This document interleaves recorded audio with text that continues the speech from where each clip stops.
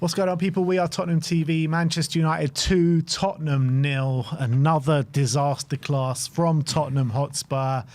This time at Old Trafford. Haven't lost to Man United since 2022. I guess by law of averages, it had to happen at some point, and it happened today. But look, I think the game stemmed. I think the game switched on the red card on 30th minute. So I think that is the biggest talking point of the game, right? I think, look, before that, first half an hour, they had their moments, we had our moments, you know, we had our spells of possession, they had their spells of possession. And I think it was anyone's game. It was a fairly even game, even though Man United probably had the better chances up until that point.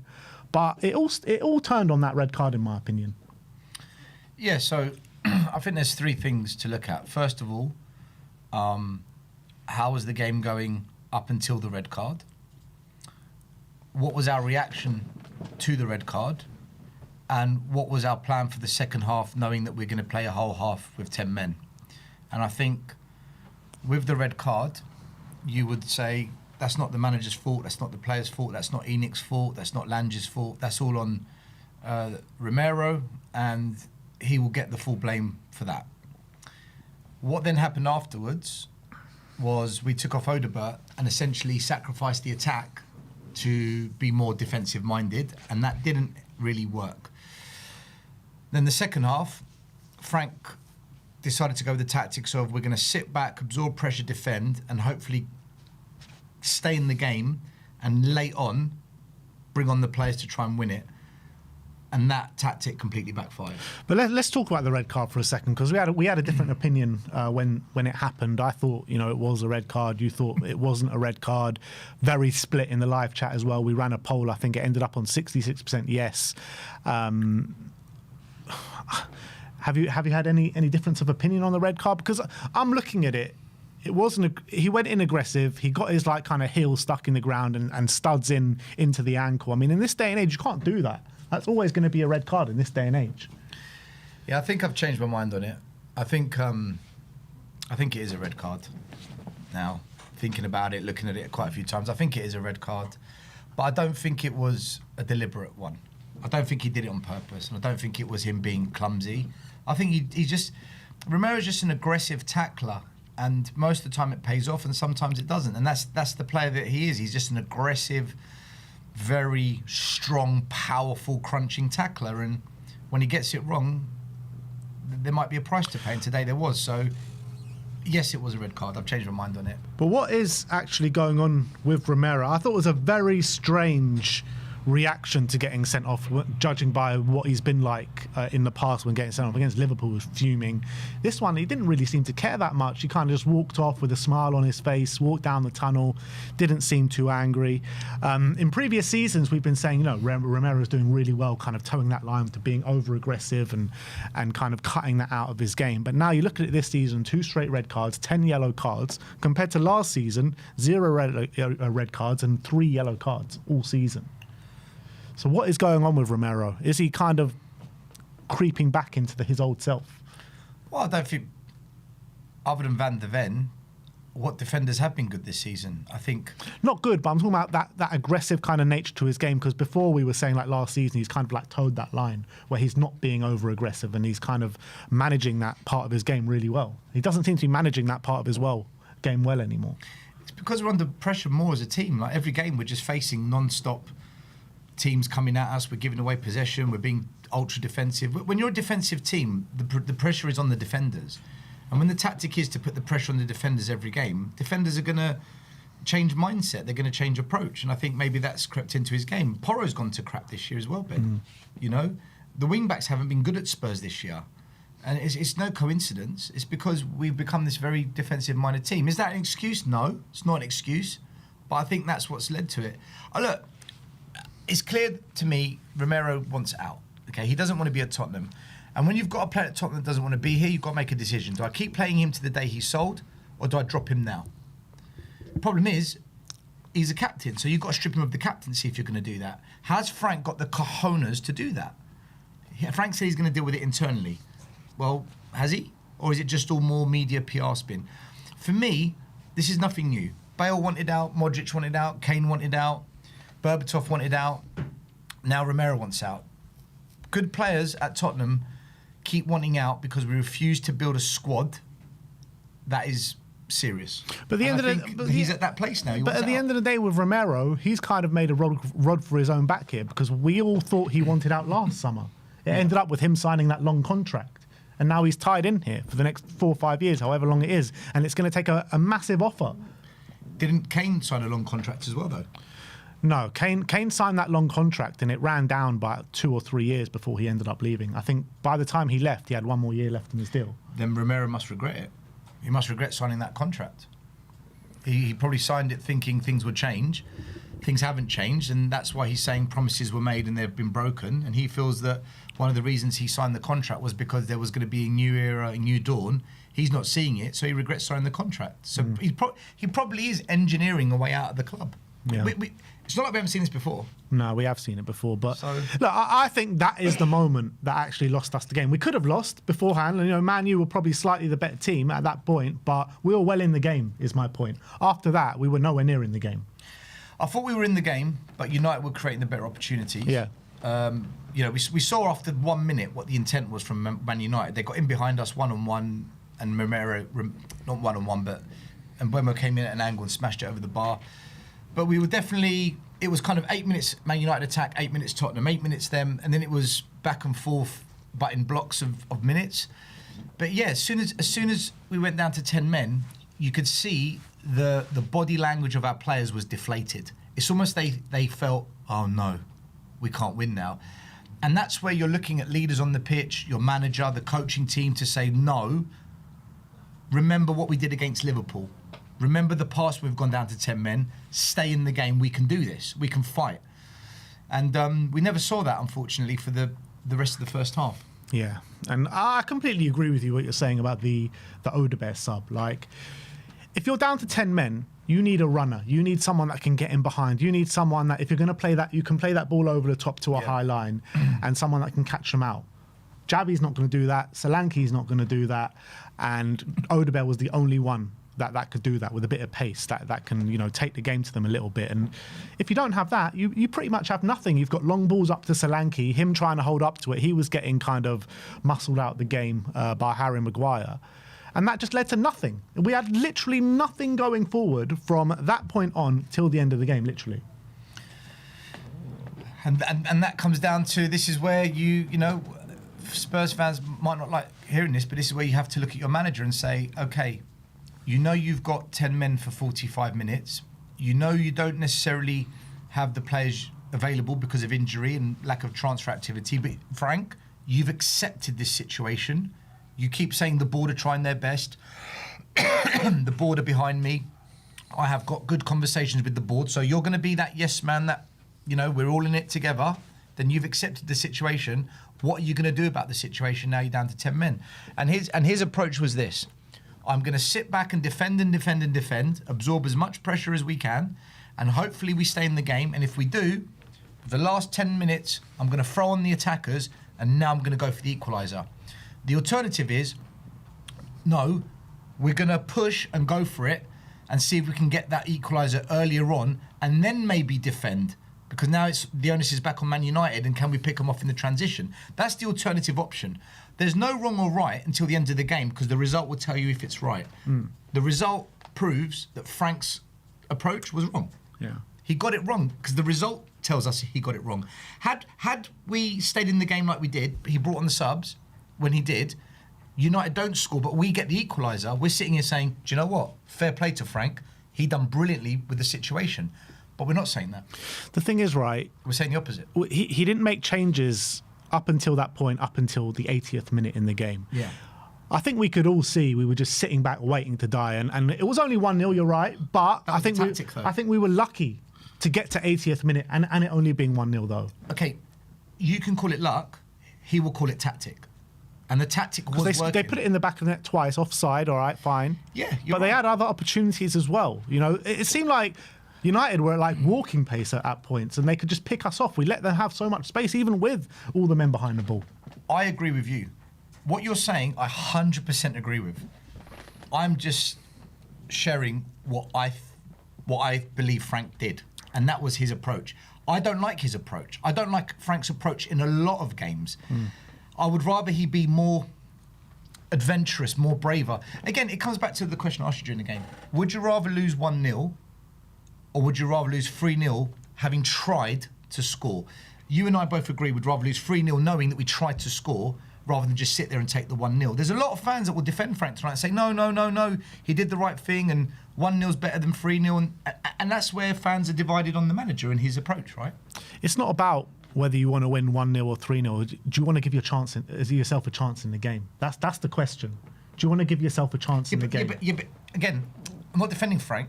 In his head, by staying in the game to the last 10 minutes, that's his mindset. See, this is the thing with Frank. He looks at everything from a pragmatic approach. Yeah. What's the logical, pragmatic, common sense thing to do? Yet another manager will think the logical thing to do isn't to be pragmatic, it's to go for it. Because football's about winning and we need to go for the win. Whereas Frank is, no, protect. We'll try and get something at some point.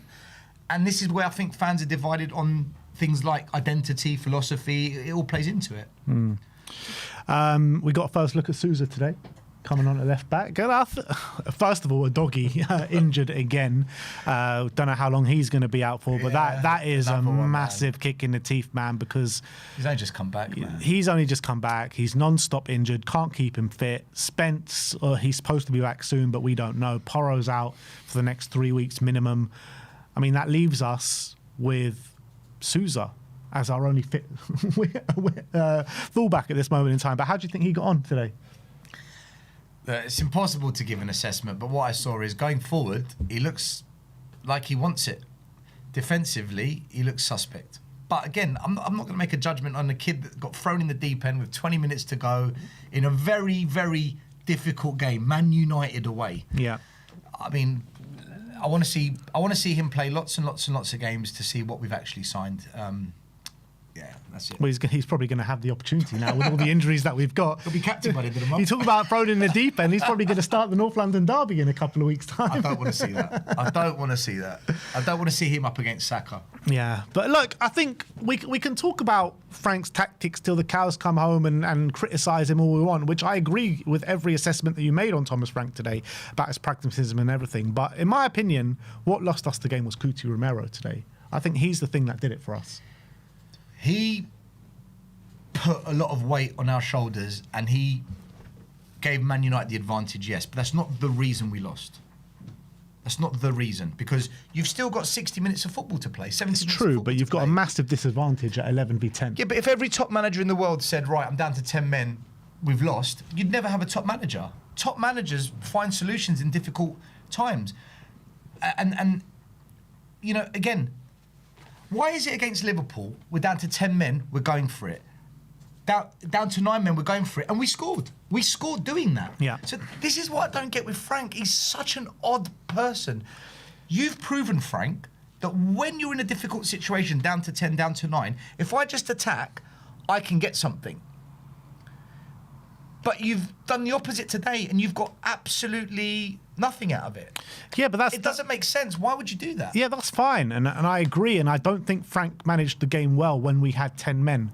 But the reality was 11v11, half an hour in, we were well in the game. And what's thrown everything off is the Romero sending off. Yes, I agree it's thrown everything off. That I agree with. It changed the course of the game. I don't doubt it. But I can't sit here and say that with 65 minutes to go, that's it, game over, because of that.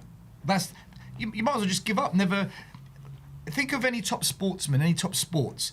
When something goes wrong for them, do they give up and say, "Oh well, that's happened. I've still got a day's worth of sport. I'm not going to bother"? Or do they say, "Right, I've got to rise here and find a solution"? 100%. And we didn't rise today. Ben, had we have tried and lost, I think this conversation is different. It's the fact we didn't even try. Don't you think that's the problem? It's the fact that we surrendered the game and just said, right, we'll just sit back and hope for the best I think both things are massively the problem, because I think we were set up okay. 11v11, we were well in the game, like I said. Then, once the game state changes and once the sending off happens, we didn't do enough to kind of compete in the game, essentially. We didn't compete.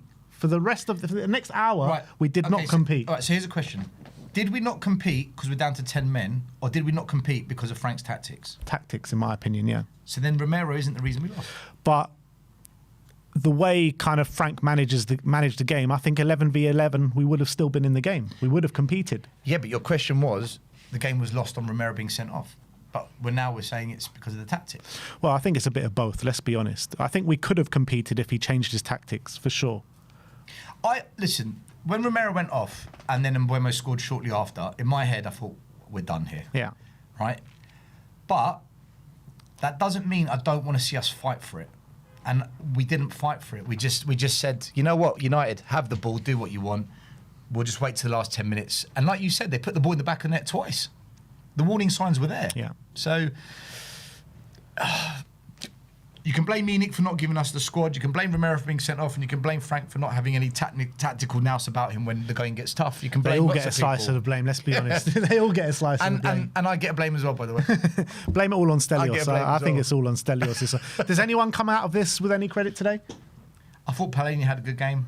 I thought Vicario prevented it from being 5-0.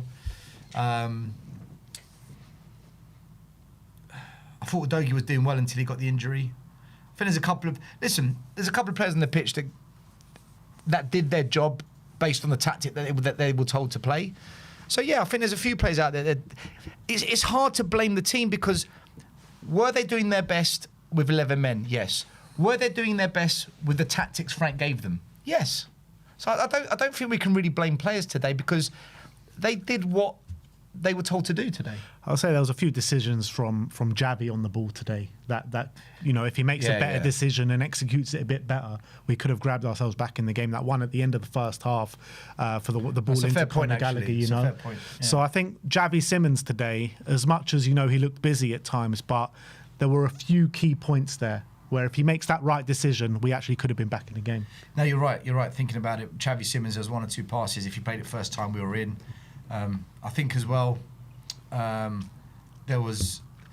thought the referee didn't do us much favours today. There was a couple of challenges where I thought, really, why are we being given free kicks against us? But yeah.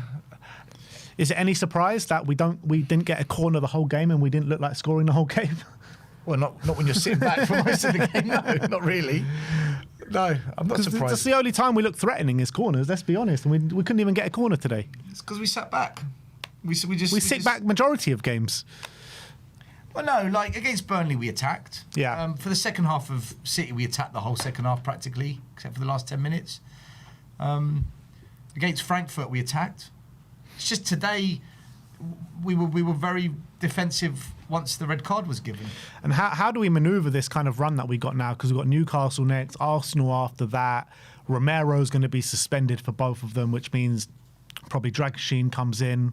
Udogie, how long's he going to be out for? When's Spence going to be back? I mean, so much unknown going into this back line now. Because look, second half, we played with a back line of Souza, Van der Ven, Dragusin and Gray.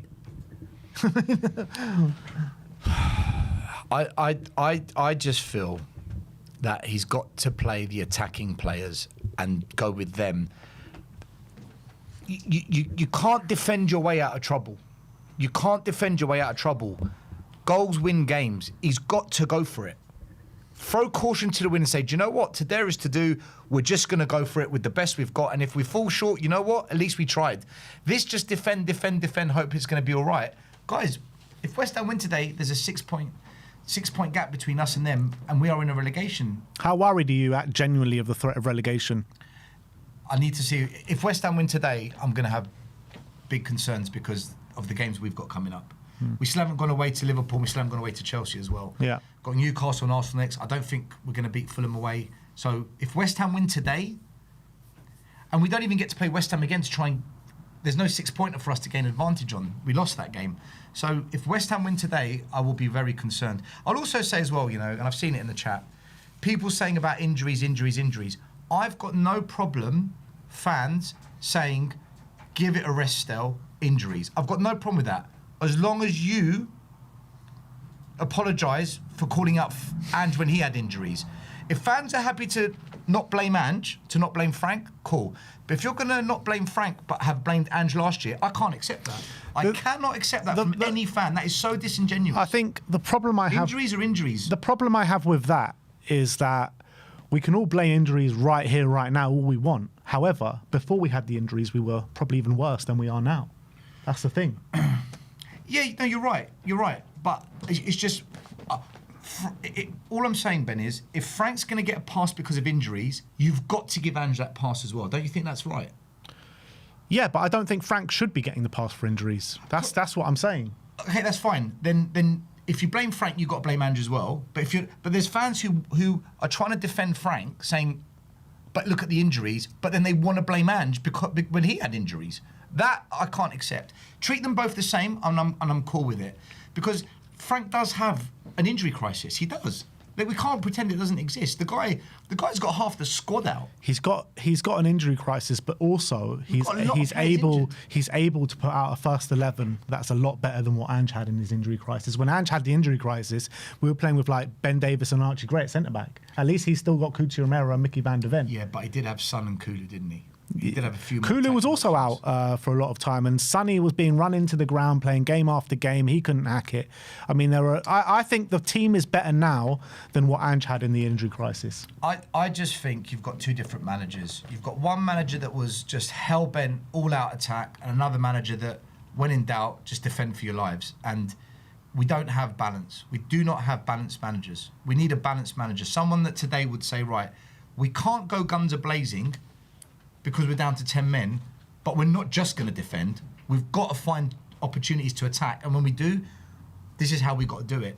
Whereas today, it was just, as soon as we went down to 10 men, it was, okay, surrender, wave the white flag. Yeah. And I can't accept that from any manager. If Ange did that, I'd say the same.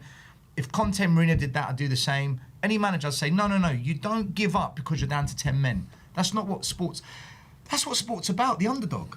Yeah. You're up against it. What have you got? And if we tried today and we lost, I'd say, do you know what? Fair play, Tottenham. You really tried in a very difficult situation, but we didn't try. We just said, we'll wait to the last 10 minutes and hope we hit something, and it backfired. Yeah. That's my take on it. Look, I think a lot of fans will blame this all on Romero today. I think Romero's going to get all the blame from a lot of fans today. But it's only fair he comes under criticism today because we were in the game and he gets sent off. Yeah, but straight red. It didn't need to happen. It's like I said to you before the game. What were we like before the red? What was our response to the red? And what did we do for a whole second half knowing we were down to 10? And in all those, I think there's 3 different analyses that need to happen. I don't think you can just say one thing.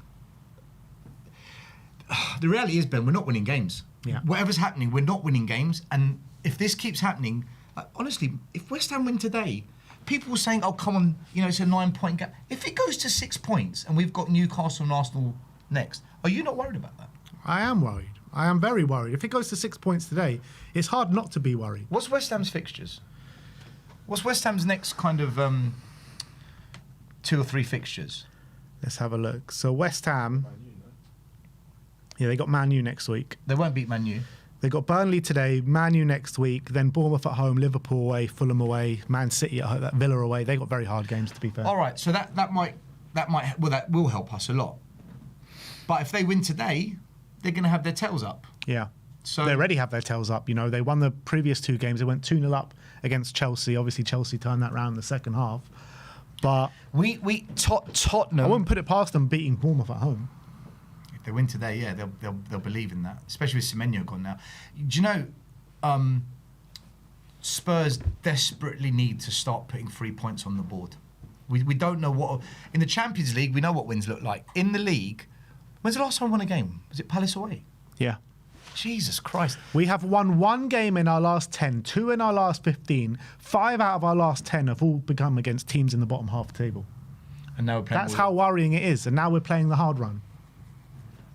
This is going to go to... Because we had the games where we thought, sure, 3 points against West Ham, lost that game. Sure, 3 points against Burnley, drew that game, had to save it in the last minute. You know what I mean? We've passed these games where we thought, these were where the points coming from. With those fixtures West Ham have got, I think that's actually going to keep us away from the relegation, Because West Ham have got difficult games as well. I can't pretend that West Ham are going to go and win those games. But they do have games where they can pick up a few points, though, like the Bournemouths at home. But look, we've got games. I think we can probably do something at against Newcastle next week. They've been pretty poor, to be honest. And Crystal Palace at home. We got to win that game because Crystal Palace will be within 3 points of us, probably, when we play them. That's a 6-pointer. Yeah. Spurs, Palace, Tottenham, 6-pointer. I think... Brennan Johnson coming back to Tottenham. Oh, you know what's happening. You just know what's happening. You know, if West Ham win today and it goes to 6 points, what that does is it puts us under more pressure and it gives West Ham more motivation, and that psychology swings. But when you look at their fixtures coming up, West Ham have got a tough run as well, Ben. I'm not going to lie. When you read out those fixtures, I'm thinking to myself, are West Ham winning those games? I don't think so. I don't know, you know. The thing is, I'm looking at Nottingham Forest's fixtures as well. They play Wolves at home next week. Then they play Liverpool at home, Brighton away, Man City away, Fulham at home. You know, then we play them. Thing is, Liverpool in the league are dodgy. Yeah. Liverpool in the league are a dodgy team. I mean, I wouldn't... It's only when we play them things go wrong. Other teams play Liverpool and they seem to pick up something. So if we lose to Newcastle midweek, it's very likely that Nottingham Forest will be on the same points as us. That's where we're at. Like I said, Spurs. Listen, forget performances, forget this, forget that. We need to we need wins. Spurs need to win games. I think if we win 3 or 4 games, we'll be okay.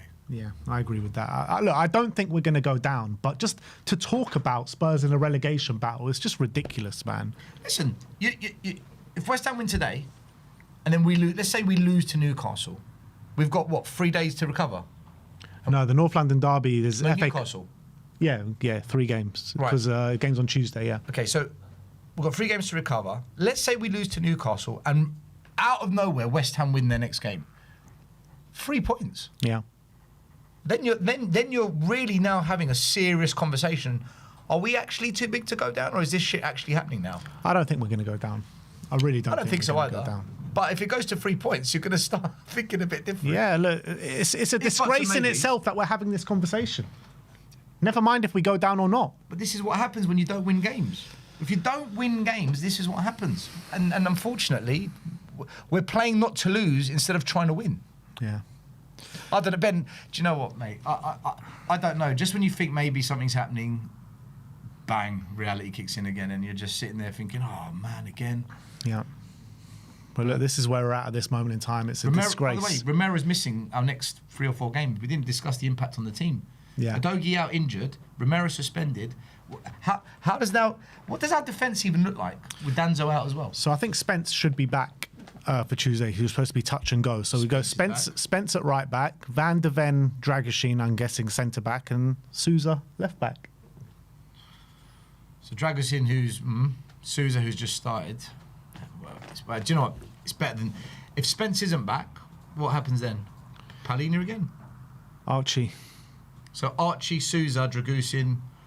This is proper Ange Ball. Sounds like an The thing is, we're Ange Ball players without Ange Ball attack. You know what I mean? So, yeah, it's a recipe for disaster. But look, let's move on. Thank you, everyone. That is our instant match reaction. Manchester United 2, Tottenham 0.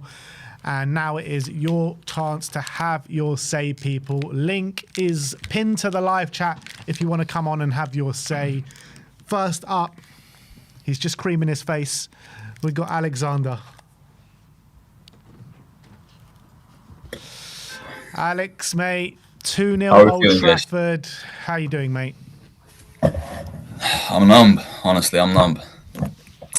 After I see Michael Oliver pulling up that red card, I just left. I'm gonna be honest, I left, but that's no surprise. I left because you just knew what was gonna come. Even though I hoped, like there was a slight chance we could get a draw.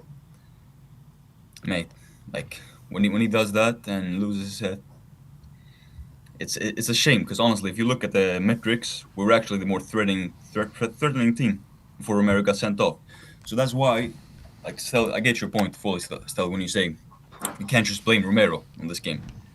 But I put it more down to him because we actually looked like the more threatening team before he got sent off. Let's say we just got absolutely pummeled before he got sent off, then I would have said it's totally on Frank because we had nothing before he got sent off. The game plan was still the same, But seeing that we actually created, we actually had something about us, and I genuinely believe that we weren't gonna lose it. We were gonna keep this streak going, and we didn't. And it's a repeat of Chelsea 2 years ago under Ange when Romero basically cost us our 10-game winning streak under Ange, and now it costs us our United, winning streak that's gone all the way back under Ange, 2022. It's damning, and I blame Frank too for not going for it more. I advocated for him to take off Gray instead of Odegaard, as the initial red card sub, but we still had a few chances, and that's what I expect. We're away at Old Trafford. You can use the example of Liverpool, but that was at home. We had the entire home crowd behind us because they saw shit, they're going for it. We got them behind us, and it brings like a 12th man to us. Here we're away at Old Trafford. It's not the same. We could hear the fans. They were great. Honestly, I applaud them for getting up for it, especially when Souza came on. They get up for it, started chanting, and you could hear them way more than the United fans, even though we were 1-0 down with the red card. So just a dull analysis guy, but it's what it is. Honestly, I'm done. This season, my only goal was Europe, and it doesn't look like we're gonna get it. So it's tragic. Yeah. What did you make out of Souza? First chance we get to see of him today. You could clearly see he was nervous. Clearly, you see, first game in the Spurs shirt, and he comes on at Old Trafford. It was probably a big moment for him. You could see, but when I looked at him at Santos, when the games he's played, he's way more courageous. He's that player that he doesn't care. He just does his own thing, and when he sees space, he's gonna attack it. Today he was a little bit more cautious. You could see that Frank has coached him a little. You can see that he's more cautious, but it was also down to the fact that we were 10 men down, of course. And I thought it was decent, and hopefully he gets more game time because I believe that he's a real talent. I do believe that. Yeah, so, we were talking a bit about before me and Stel about the potential relegation battle if West Ham win today. There's only 6 points in it. Obviously, Romero missing for the next, I think, is it 4 games for Romero now? A doggy out injured once again. How do we manage this situation with Newcastle and Arsenal come up? And do you genuinely believe that Spurs are bang in trouble with the relegation battle? I don't per se, but statistically we have to worry about it. Looking at the points, Leeds are equal to us with points now. It's we could have never seen this happening come start of the season. So last board, but I don't think Romero missing. I don't think let's say Mickey was out. That's the big miss for me. If Mickey's out, then fine. You could see even today when he got the captaincy after Romero got sent off, the way he leads the team with his calm is way more assuring than Romero. And I'm not saying that Romero is this rash, insane bull on the pitch that the referee makes him out to be, because he's only got 1 red card in how many before the Liverpool game? It was 2 years. That's his second this season, though. Yeah, this season, but before Liverpool, he wasn't this guy that got before that. And now looking against Newcastle now, I just think we've changed our performance a little. It's not the same that I saw 10, 15 games ago under Frank when the XG was 0.1 and Heitinga coming in now. I think that's changed something with us. But I have trouble doubting Dragusin to fill in with the ball ability. You could see today, shaky on the ball, and I don't know if he can manage 90 minutes, can he? And if he goes off, then who are we going to rely on? Byfield? Janai Byfield is the next in line. Yeah, Byfield, but guys, I don't know. And Stella, I heard your argument earlier when you said, does Frank have the balls to strip the captaincy of Romero? I don't think any manager at the club would have, Ange, Nuno. The only guy I really think would have had that, that's Conte. No one else. I don't think nobody, especially the World Cup winner and all the. I don't even think Conte would, because Conte would have agreed with what Romero was saying. Yeah, in that sense, but you have to remember they didn't like each other. But Alex, I don't think Ange needs needed to rip Romero of the captaincy because he led the team No, I to the know, Europa but Cup hypothetically, like the trophy way they are final, as didn't he? managers, So I just think a high-profile manager like Conte would have had that sort of authority to, like, you know what, enough. Like, I don't think the World Cup winner, like the guy that everybody in the squad looks up to and sort of respects as the top dog, you know, kind of. yeah. It's not. Yeah, you know what I mean. It's a damning situation either way, and I don't know. 60 minutes with 10 men down at Old Trafford. I'm stupid for believing because I did. I was like, can we nick a 1-1 draw? Like, can we? I just think I just Alex, can I ask you a question? Last time I was on this channel, Yeah. you said to me, Stelios, I think you're delusional for thinking we'll finish 17th. Do you take those comments back? no, I don't. I'm gonna stop. I'm gonna die on that hill. I don't think we're finishing with. I'm telling you. I don't think we're finishing with lower points than last season, and that's not down to the fact No, not that point. 17th was yeah, the 17th. I don't think. Yeah, listen. Before today, I still believe He's struggling. we push for a conference Europa Leagues, but I genuinely believe, like, because I'm so Alex, desperate for us Alex, to not go without Europe. Alex, I, we're 3 points above 17th. Nottingham Forest know. are in 17th. They play Wolves at home I know it. next. It's just the run. The run, like, could we go on? But we haven't done that under Frank. So it's delusional. It is delusional. I'm gonna admit it's delusional. But guys, either way, like I heard or I saw a comment in the chat before I jumped on. I just think this squad they're still sort of hung over from the sacking of Ange. I just think they are. I think the mentality of them is. What, 8 months later? But I genuinely still believe that something is lingering over them because What makes you say can that, see Alex? the massive difference in league performance and like Europa. You can still see it. It's massive, and it's just not down to the fact that opposition that we face, let's say, less quality of opposition in Europe. It's the intent, it's the hunger, like that doesn't matter. It doesn't matter what kind of opposition you make. The mentality and, like, sort of passion the players carry themselves with, that should be the same in all competition, and we don't see it in the league. We don't. Maybe you could argue as of late we've done, but throughout the season we haven't seen it as we have in Europe. And I just think that it goes down to the mentality of the squad. They're still lingering in this sort of screw the league and Europa goes first from last season. I know it's preposterous to say nearly, and it shouldn't be the case, but guys, I don't know what else to blame it on. It's a nightmare for me to go into next season and without Europe. I just, okay, we can go on a league run and do as United have done this season. You know, full league. We're gonna get back in the Champions League, etc. But it's all trophies for me. Honestly, it's all trophies. That's what I want, and I've been an advocate against ENIC ever since Conte got sacked ruthlessly. I've never changed my mind. I've never sat on the fence. I've always been fully against them. I've always seen the bigger picture, and we've been sold a lie, guys. We've been sold a lie, and it's not gonna change. Frank being a shield for the ownership, taking all the hits like a shield, saying we've done the best we can in January. I'm not gonna believe that. I'm not gonna put a single trust in their words when I've seen Lookman go off to Atletico, get the man of the match in his first game for them. What's this bullshit about? We have to look at the long term and short term. We can't just bring somebody into.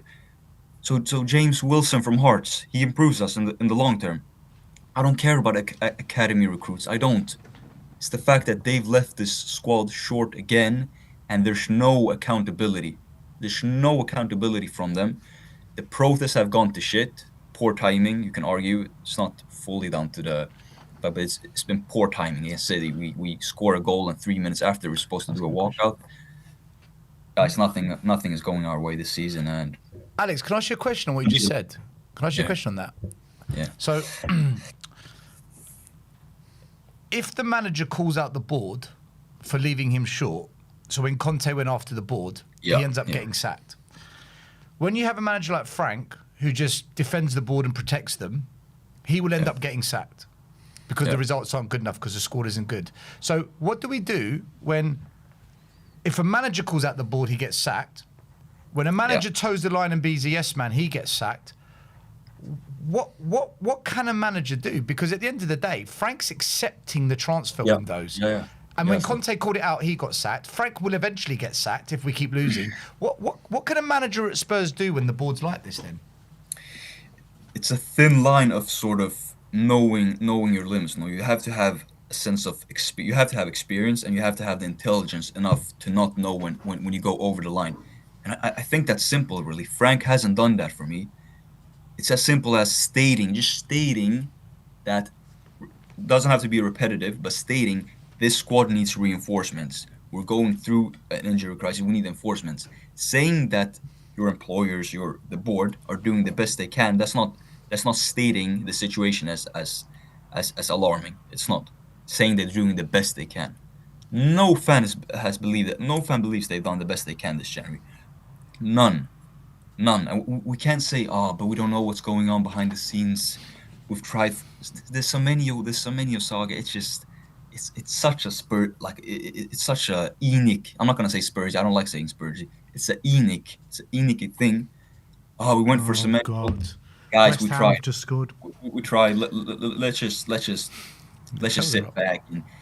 But because nobody is of the Semenyo mold out there on the market, let's just sit back. Let's not go for something different like a Lookman. Let's not, because Lookman has attitude issues. Remember, he has really bad attitude issues, just like Spence had.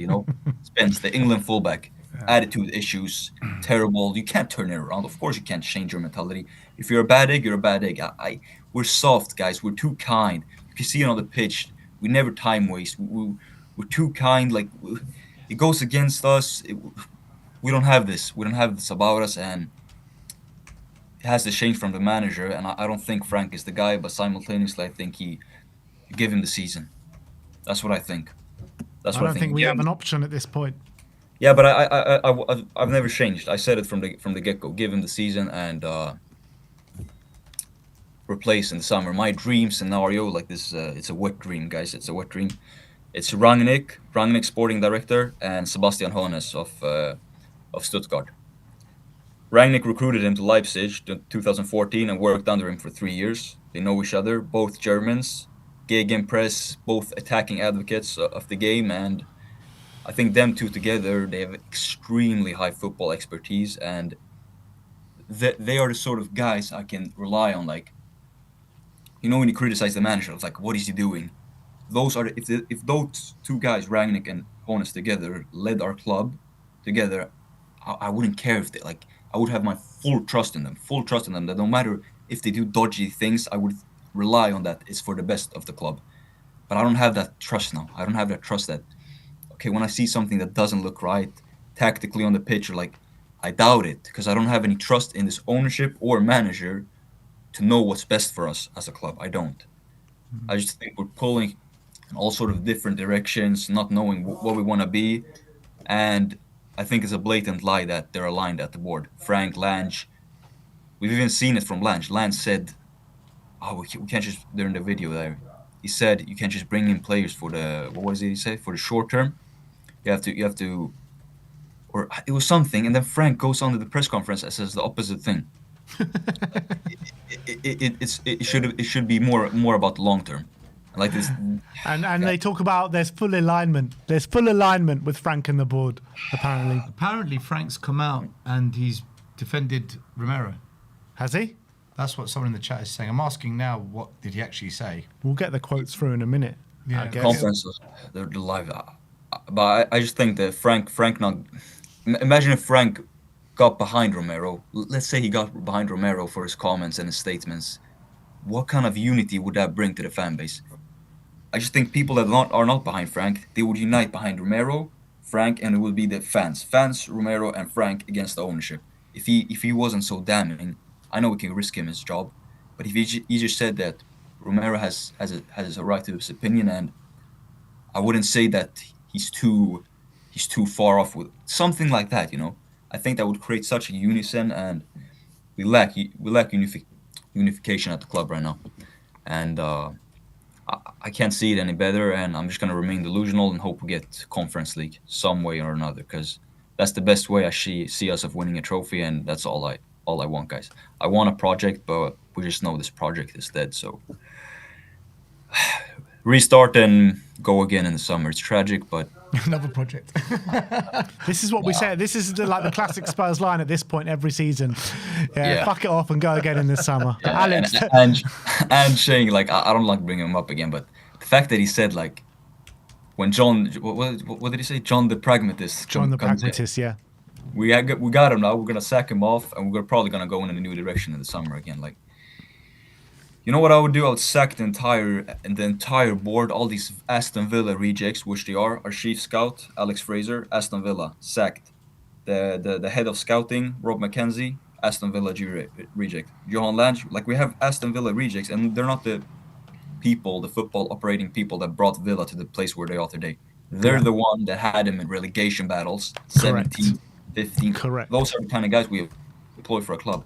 Then we go and employ a Gunnar in together. As a like, what do we expect?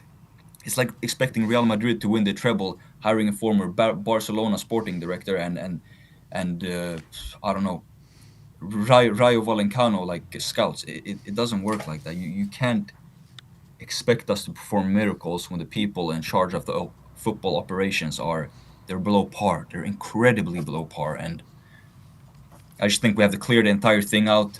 Buy Bournemouth's entire board and scouts for like 50 million, buy them out. Honestly, I would spend more and more I've been on hearing that. this for 5 years. For 5 years, I've been hearing this, and every time. Still, I'm not the it kind of fan happens- that like have gotten No, carried not from away. you, Alex. I mean, like in general, I always hear. Yeah, I know, you but it's the thing. Like, I just think it's that we should protest now for the end of the season. That's clear. protests are dead, unfortunately. They can be dead, Protests are but completely dead. I just think the timing has been against us. I just think City, like Solanke scoring that goal, that scorpion kick 3 minutes before the planned walkout. You know what I would do? I would do like at halftime, I would do a delayed walk-in for like 15 minutes. Don't walk into the stadium until Not gonna 6. happen. Alex, all this is just fanciful thinking. It's never going to Yeah, happen. you know why I say that? Because I live in Sweden, where our football clubs they do that. They empty a stadium. Like our supporters, it's 51%, 49% owned. You know, but it's sad to see how Because they have ultras there, don't they? They have ultras that run the fan bases. Yeah, and here like you don't get away with it. Like we can lose 3-0 down, and you see 10,000 people doing the pose on it. It's a different thing. I don't expect the world's most commercialized league to be like that. You know, you pay the highest prices in the world, and in that you're gonna get more classy, fine-dined people that aren't as passionate, as loud. You know, they're gonna be more calm, settled. You know, this fancy sort of class of people. You know what I mean? I think Spurs fans have just given up on it, Alex. In fact, do you know the worst place you can be as a Spurs fan when it's complete? What's the word? Is it empathy? Apathetic. Apathetic. When you're just at a place of, do you know what? I just don't care. That's where I think most Spurs fans are. They just don't Yeah, care but so anymore. when did you think the like peak of frustration was when we should have gone for it like fully? We're not gonna stop now. It was last season. It was last season when we got 2,000 people on the high road. Yeah. Yeah, and the that was the time. Europa League was best night of my life, but it sort of It killed killed it. it. It did kill it. Let's say we lost the Europa League and we're without Europe this season. Would you seen the protests carrying into this Yes, season? And like 100%. grow, 5,000, 6,000. You think? They would have grown because there's nothing to celebrate. There's nothing to be happy about. The Europa Cup is something we've been craving for 20 years, a trophy. So that really, that's why you had 250,000 people at the parade. Yeah. Anyway. Yeah, and just lastly, guys, I just want to mention Vicario. That first goal, if you want to be harsh, you can say he should. I wasn't one of them. He made so many saves today, Vicario. Yeah, he did, but that second goal, it's a shin deflection from. I know it had power on it, but That second goal was coming regardless. Yeah. I mean, I don't know. I'm not gonna blame the players. I'm not gonna blame. If it wasn't for Vicario, we'd lost about 5-0 today. so- Romero let them down today, and I genuinely believe we would have gotten away with minimum a draw today if he didn't get sent off, just because of the momentum we had and the fact that our players they know how to get the best off United. And yeah, guys. Other than that, I don't know. Not really much positives. There's not. And keep your chin up, Alex. Yeah, keep big your up, chin up. Thanks for coming big on, up, mate. yeah. Thanks for having me. Okay. big up, Cheers, Alex. mate. Bye. So, has been goals in the Premier League. West Ham are 1-0 up away at Burnley. Somerville carrying on his unbelievable form. Fulham 1-0 up against Everton. Right. And Chelsea 1-0 up away at Wolves with Cole Palmer as well. Yeah. A couple of super chats, all in the direction of Kuti Romero. Scorpion Fan for Life saying, Romero, big talk on Twitter, looks stupid today. Super Coach says, Romero, our captain, leads league in yellow cards and red cards. Jog says, Romero needs to be sold. We can't have our captain suspended for 9 games per season. Dropkick says, sadly, Romero will get the backlash than Frank. Haters need to remember we would be 7 points, if not lower off the drop today if we didn't have him. And Scorpion Fan for Life says, Romero backlash is deserved. Frank aside, let down. And this one says, knew when we drew to City, flew with a loss helpers. Not sure what that means, but yeah, a lot of hate coming for Romero like you expected, like you predicted. It's going to get worse. And Villa have just scored as well, Morgan Rogers. So as it stands, Spurs currently 6 points off the relegation zone. Oh my God. That's ridiculous. That's mental. Yeah. Let's go on to our next guest. Goes by the name of Daniel from the Spurs Global Community. Oh, wow. I want to be part of the community. How do we join the community? Yeah, hi guys. Do you hear me? Yeah, we hear you loud and clear. How are you, my friend? Thank you very much. Like always this season, my anti-stress cup. I think you're going to need more than an anti-stress cup, my friend. Yeah, anti-stress cup after each Tottenham game, actually. Yeah, but not in Champions League, but in Premier League, it's awful. It's shambolic, it's awful. Another adjective that we can use for our football club, it all be just passing for our football club. Yeah. Firstly, I would like to say thank you very much to invite me to your post-match live reaction. Thank you for coming. And I would like to say that Christian Romero has to should not from now write something about our football club. He has to evaluate himself. What is he doing? Because 60 till 70% of his gaming for our football club from 2022, probably, yeah? He will come from Atalanta. He was either ill or injured or suspended. And he makes it regularly. And today, it was another one. I think, as you said before, he will not be with us. He will not be at the club. And I think he should to go in the summer transfer window. You want him sold? You want him sold? I don't want, but his attitude and his... I think if you all... Of course, you have an emotions. You have an... probably this promises that you have got from our boards and summer before he has undersigned a new contract. It's probably everything is lie, but your emotions should be controlled, and you have not to write it publicly and everywhere that our board is shit, that we didn't get nothing, that we got promised and something like that. You have to be professional football player. It doesn't matter in which branch of career, whether you're in the sport or another, or you have another type of your life. I think you shouldn't do it because it will be estimated and not so good for you. Daniel, do you solely blame Romero on the loss today? Yes, I think yes. Because it was the 32nd minutes of the game, and it will be disaster after that. We played well. Of course, as you told before, our tactic with Frank is awful, because I think with 10 men on the pitch, probably with Ange, would be better than with Frank today. But he has been suspended. Probably it was occasionally, but it was again. He got whether second yellow card or red card this season and another seasons. It's the same shit again. And yeah, he should be sold. I don't know that Vuskovic will be sold also to the Bayern Munich. I think he will come to us. He will return to us because he is a 100 million player in the future. And our board should be really silly. They are, of course, they are difficult, but not so silly as we think, I think. But we will see what will be in the summer. Yeah. Romero will go 100%. It's already done story, unfortunately, but so it's life, no? Daniel, West Ham have just scored another one, 2-0 Yeah, I saw. Away at Burnley. How serious do you take the threat of relegation? We are in a relegation situation, but we are not a relegation battle because we have not battled yet. We don't know how to battle to not to be relegated. And I think we are really in so stressful situation now as a club because our players, they don't have cojones. It's really true. Oh, 2-0 West Ham. Yeah, that's what I just said. Yeah, there's 6 points. Oh my God. 6 points ahead, and Newcastle will beat us too.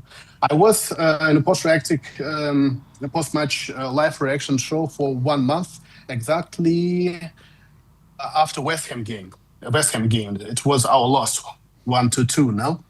Yeah. And I told that we are now in relegation zone, and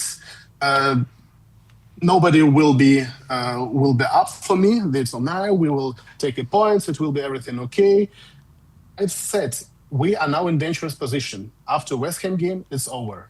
It's really over. After Burnley, it's was over 2.0.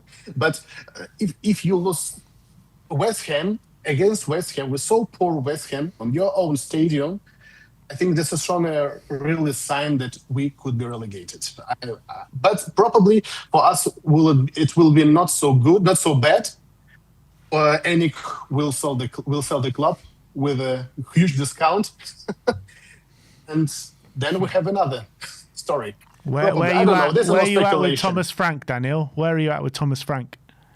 Thomas Frank should not be appointed as our head coach. It was a huge mistake.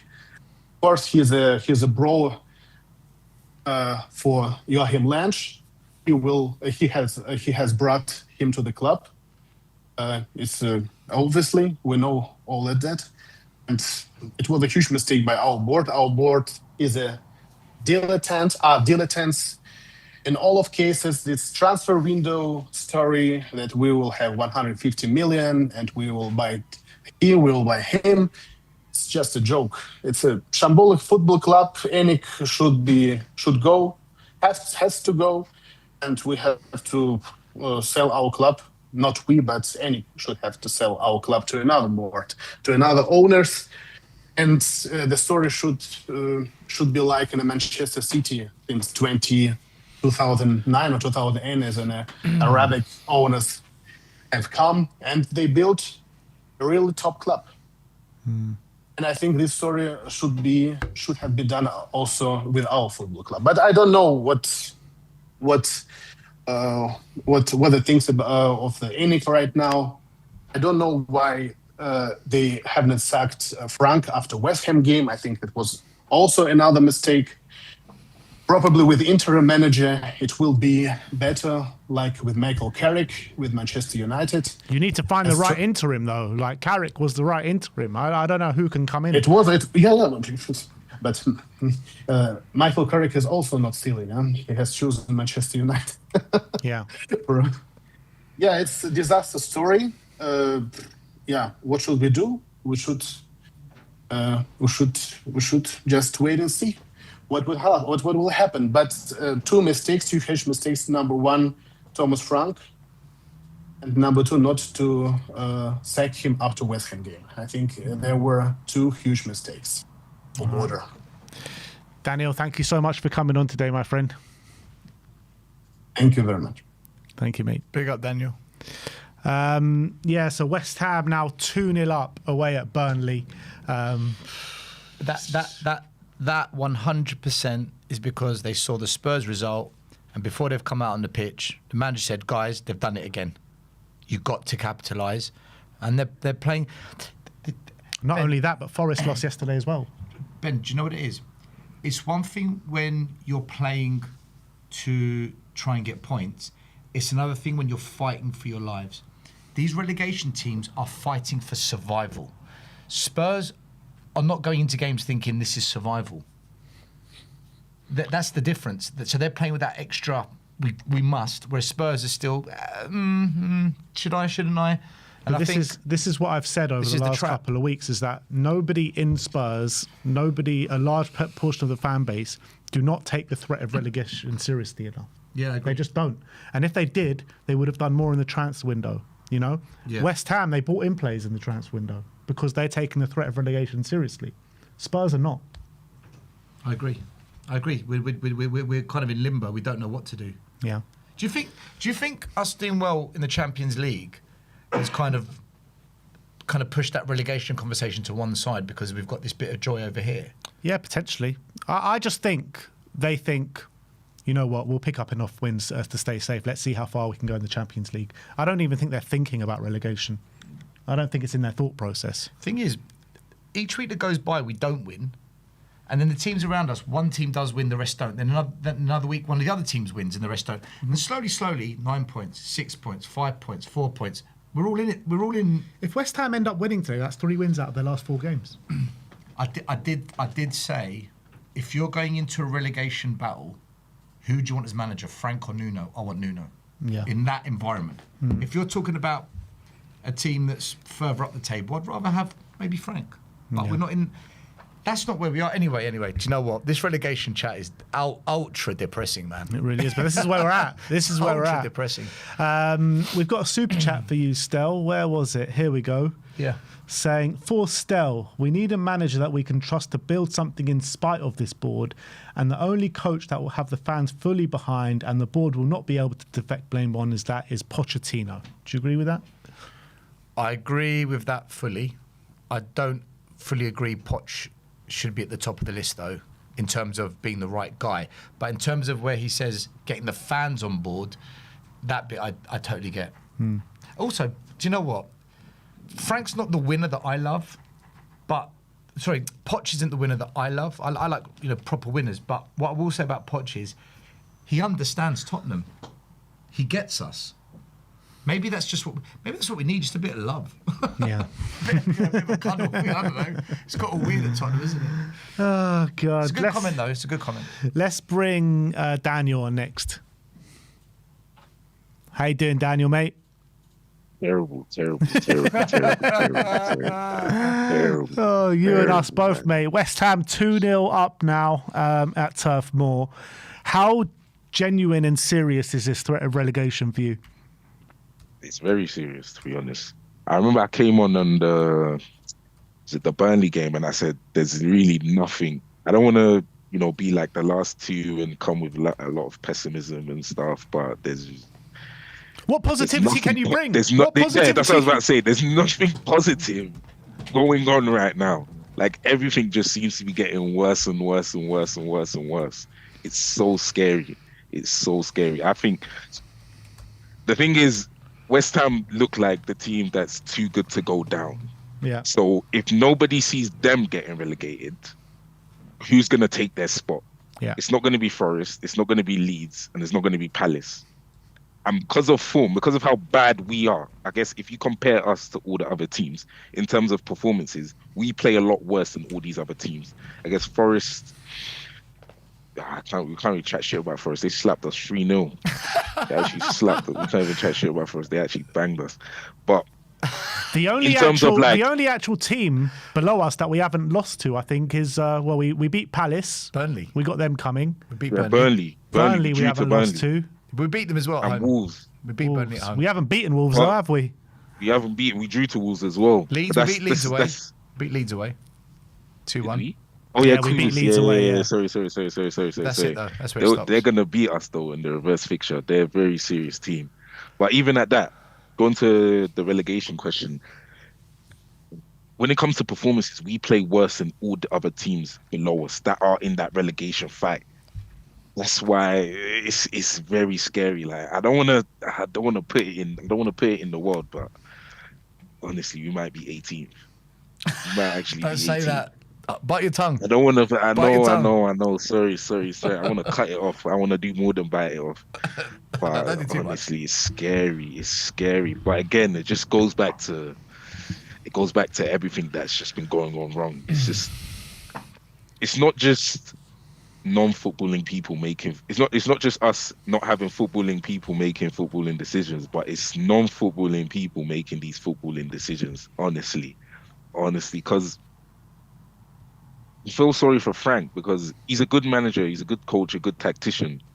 But for us to say he was capable of doing what we expected him to do, when I feel like I've done my research, but forgive me, maybe I'm missing something. But has he won a trophy in this country? Has he won a trophy since he's been? No. Did he win the championship? No. Exactly. He came second to come into the. Did he league, win? isn't I it? think he might have won the playoffs. did he win?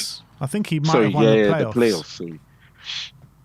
He's not won a trophy, and for us to now say he's capable of coming to a club of our stature, coming to a club of our demand, and say he's gonna finish in the top 5 position, say he's gonna compete and win on all fronts. It's just a very weird decision, because this era of football isn't like 2002 where if you see Fulham like finish 5th or Everton finish 5th, you're like, oh yeah, they're a good team. This era you got Crystal Palace beating City in the final to win an FA Cup and beating Liverpool to win a Community Shield. You got Brighton even getting to Europa League under De Zerbi. You got Nottingham Forest getting into Europe under Nuno. You got Aston Villa. Look at how Unai Emery came and grabbed them all the way. Now they're finishing in the Champions League. They're finishing in European spots on a consistent basis. Same with Newcastle. Obviously, with them, they've got a country funding them. But even at that, it's like, what was Thomas Frank judged on for them to say he was going to take us to the next step? Not even. I don't want to bring up Ange because. Well, I'll tell you what Thomas Frank did was bring Brentford from the Championship into the Premier League on the lowest budget in the Premier League and kept them in mid-table. Basically, that's what he did. Yeah, but again, this is what I'm saying though. That was expected of him. Do you see what I'm saying? I don't think it was. No, but he never 100% it was. Look at the recruitment. But okay, even if it wasn't expected of him, it wasn't just him that contributed to that. Yeah, 100%. Look at the players. Look at the recruitment that they've done. Look at the way that they've. Yeah, but that was all centered around him, and he was the one that developed those players as well. You say that, but evidently he's gone, and they've gotten better. Yeah. They're about to finish. He finished highest. Yeah, but do you not think it's all on the back of the work that he's done as well? Like he's contributed to how well they've done this season as well. Yeah, but he never progressed. He contributed to how well they've done this season. He came to Tottenham. He came to Tottenham and took all the coaching staff. The best players at Brentford have left. Wissa, Norgard, and Mbeumo, and Thiago was his son. Raya. Yeah, so he got one in, but the best players left, and the new guy that's come in is doing better with a weaker team. But everyone that's doing well for them is actually his players. Then what you're saying is the new guy that's come in is doing better with a weaker team. Yeah, I get that. Exactly. I get that. But the whole that shows structure... it wasn't just but you're saying it's around him.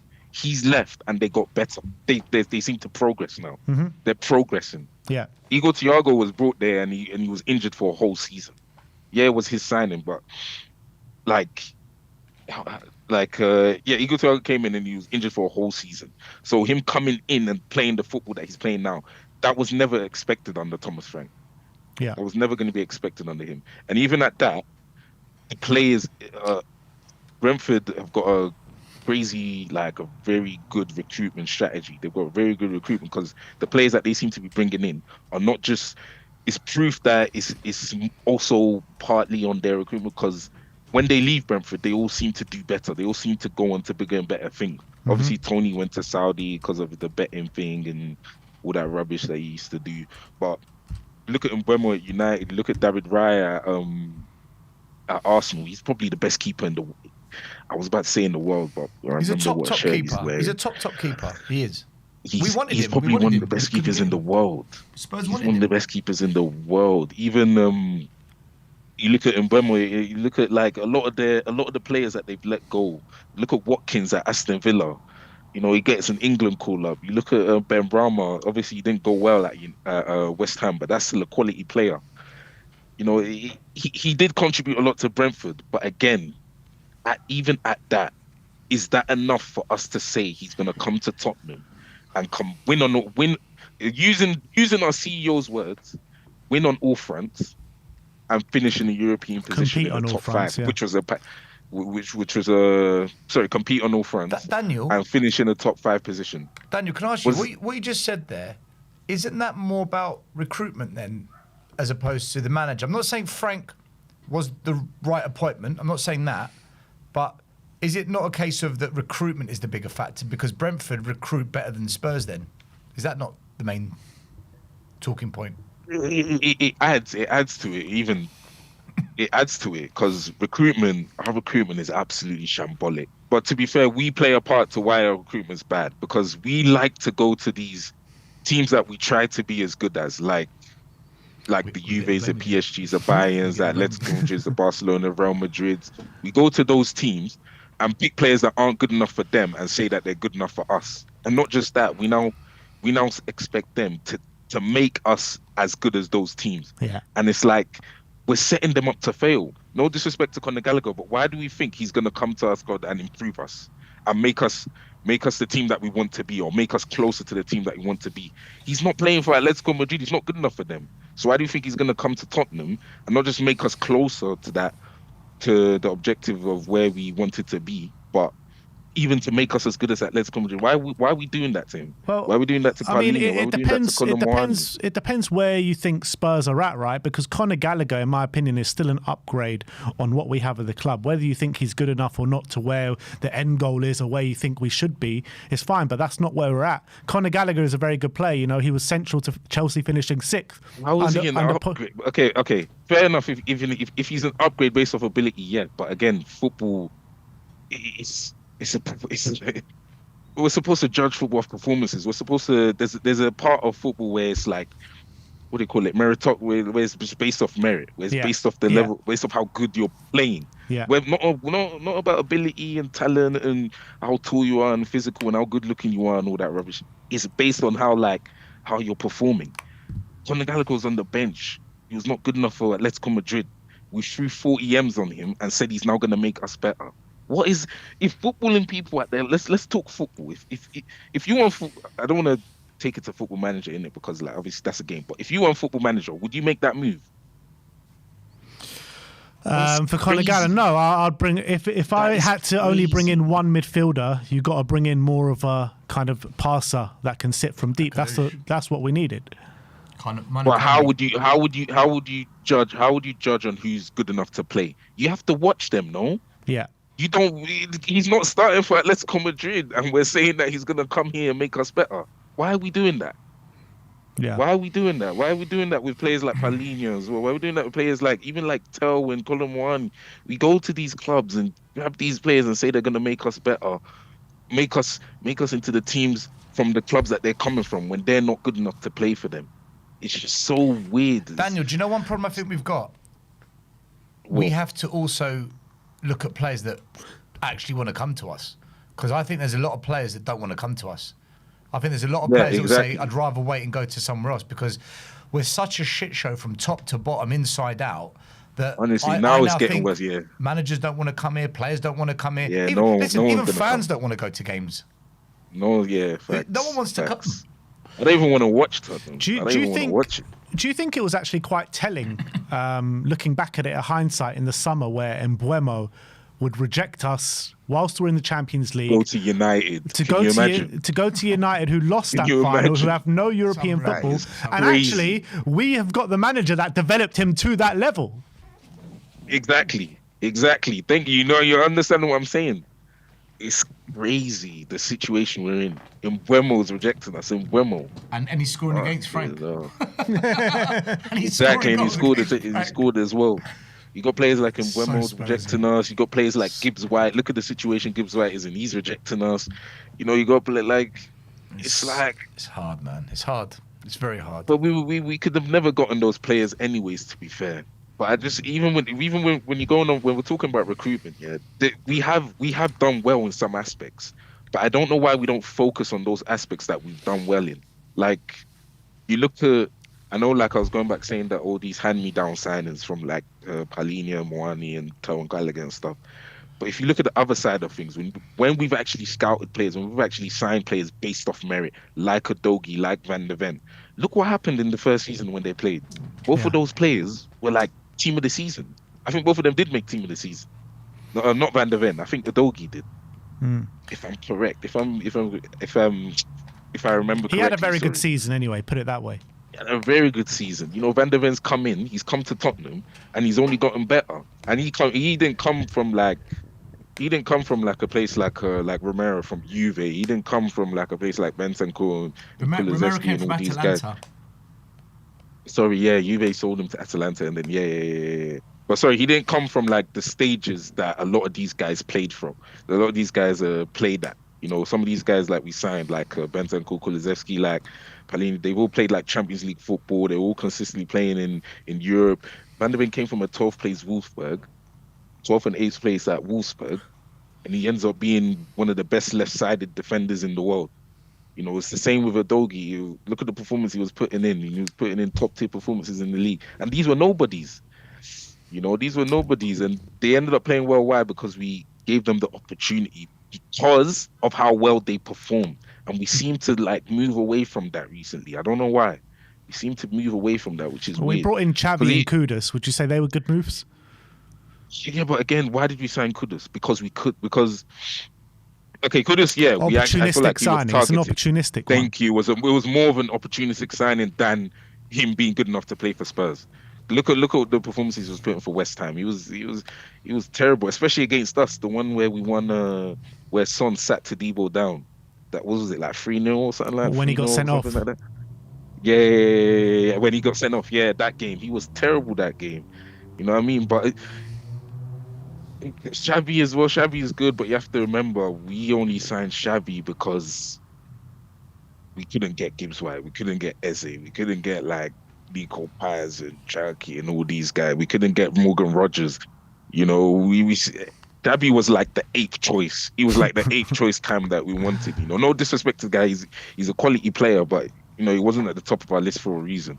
In fact, if Chelsea even put a couple M's more on him, then he would have been in their shirt if we're being honest. Yeah. But again, we just seem to be going away from that, you know, giving the players the opportunity to play based off merit. You know, Don't worry, Daniel. Thomas Frank says we've got a very, very serious board here.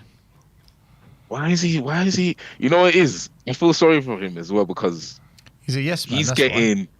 He's getting, but he's. The board's got a lot of ego. Let's be honest, because they said that with a new board and he's going to be the right man.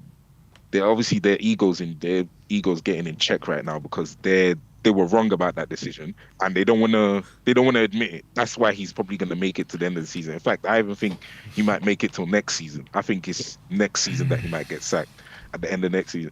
But that's why they keep there's no rumors of him getting sacked and the board's not going to sack him and all that stuff.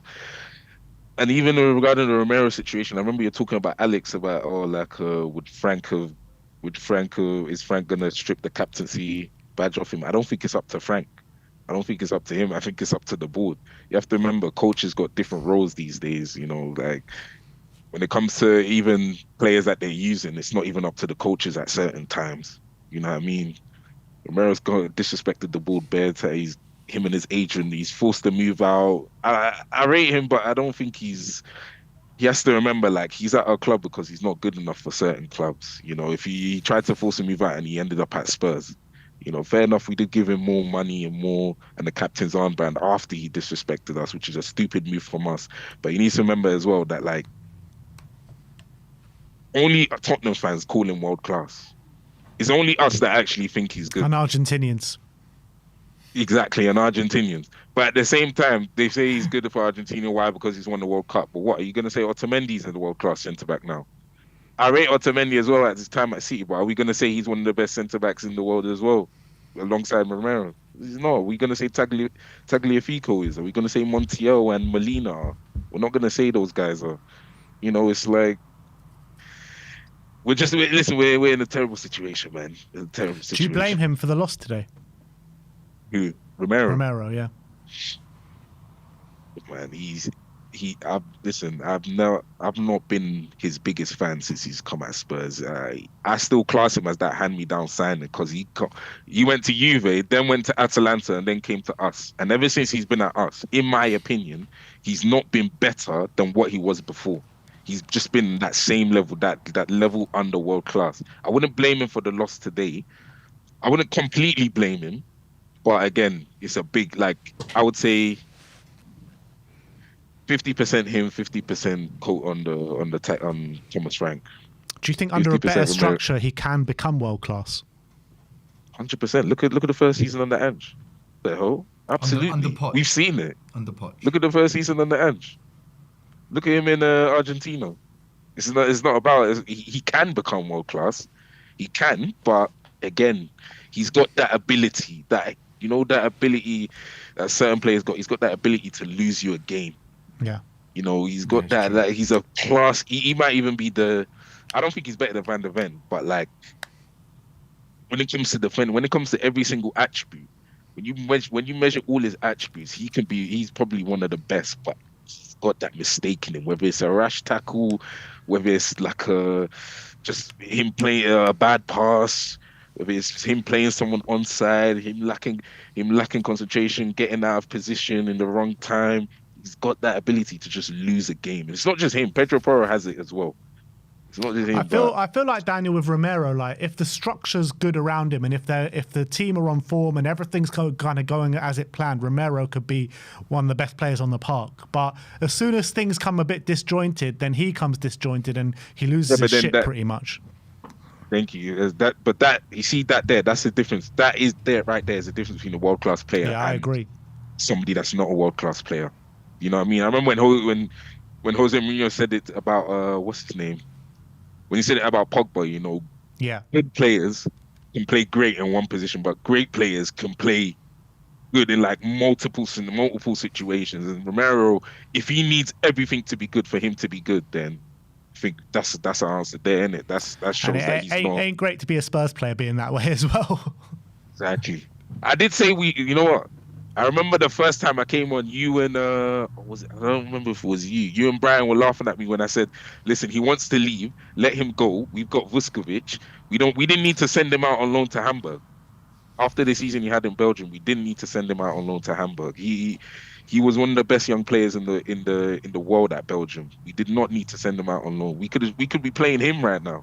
He's 18 and he's only getting better. But Daniel, this is what I was having this conversation with Ben earlier. Like mid game, we kind of gave up, so we just started talking about the academy. And I was saying that Frank doesn't play the academy players. No. What? Absolutely, he doesn't. Of course, he does. He comes from Brentford. They wanted to ban their under-21s team for a B team, I think, where they'll just slap a lot of the reserves. No, but it's true. They wanted to shut down part of the academy. Has gone down to a Cat 2. That's why the academy has dropped down from a Cat 1. They were a Cat 1 academy and they've dropped down to a Cat 2 because they tried to ban their under-21. They tried to close down their under-21 side for a B team. Can I ask you a question? Frank's never going to play. Can I ask you a question? Do you think that Van der Ven and Romero will be at Spurs next season? No, I don't think so. Well, both of them or just one? So. Yeah, I think both of them will go. Both of them should go, guys. Both of them should go. So let's not. You see with these players, you see players like Romero, yeah, you bring him in and he's going to be as vocal and criticize the board. He's making it. Let's be real here. He's tried to force a move out multiple times. As much as what he's saying is right, yeah, the message is right, but the messenger isn't. He isn't. He is the messenger. Let's look at him for a minute. He's tried to force a move out. He doesn't care about the club. Let's not act like he does. I know Thomas Frank is saying he's passionate about the club and stuff. That's cap. He's literally tried to force a move out on a consistent basis. He criticized one board, the previous board. New board comes in, criticizes the new board again. I don't know what kind of promises they told him, but again, I think it was I can't remember if it was you or Sim. Yeah, I can't remember if it was you or Sim that said like Romero should have a head on him here. Even if they did make these promises, you should know, like, you're at Tottenham. You should know what's going on. Do you see what I'm saying? And because now Romero, he's the captain as well. He's come with this, like, toxic energy. It's going to spread across the dressing room. That energy is going to spread across the dressing room and affect all the other players. Look at Van der Ven. He's going on the overlap amongst the talks of his contract situation. He's going to leave. He's going to overlap saying that, he was surprised that Andrew's getting sacked and he didn't want him to go and he was upset and stuff like that. Oh, he's going to let them go. They don't want to play for Spurs anyways. Do you see what I'm saying? They don't want to play for Spurs. Let them go. Yeah, but don't you, That's what I said, yeah. Don't you two think that's a problem? Because when Harry Kane wanted out, fans were saying, It was bad, but it was bad. No, but it was bad for us to keep him. When a player, at the end of the day, if a player doesn't want to play for the club, let them go. But I think it's a completely different situation with Harry Kane though, because Harry Kane come through the academy here. He's got that affinity with the club. He's got that personal connection with the club. Van der Ven and Romero don't have that personal connection with the club. Yeah, but hold on. Let me put my point forward here. Rather than having this mindset of if they want to go, let them go, should we not be? Why do you want to leave? It's because you don't match my ambition. That's why players leave, because they don't think right. So should we not be? No, we're not going to let you go. We're going to match your ambition. Shouldn't that be what we say? But match their ambition how?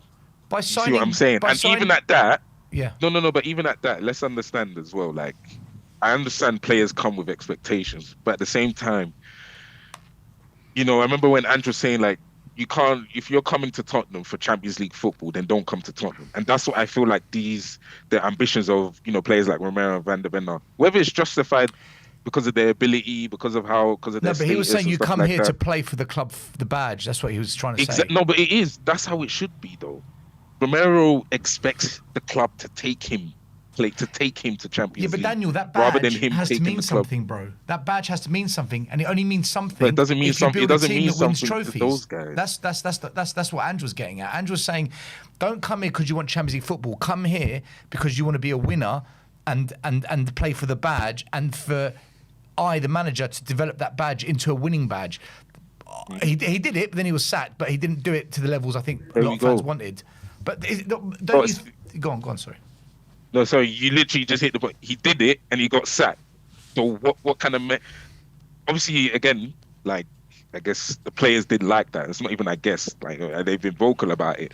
When he got sacked, all the messages flowed out, that was spurred out and everything.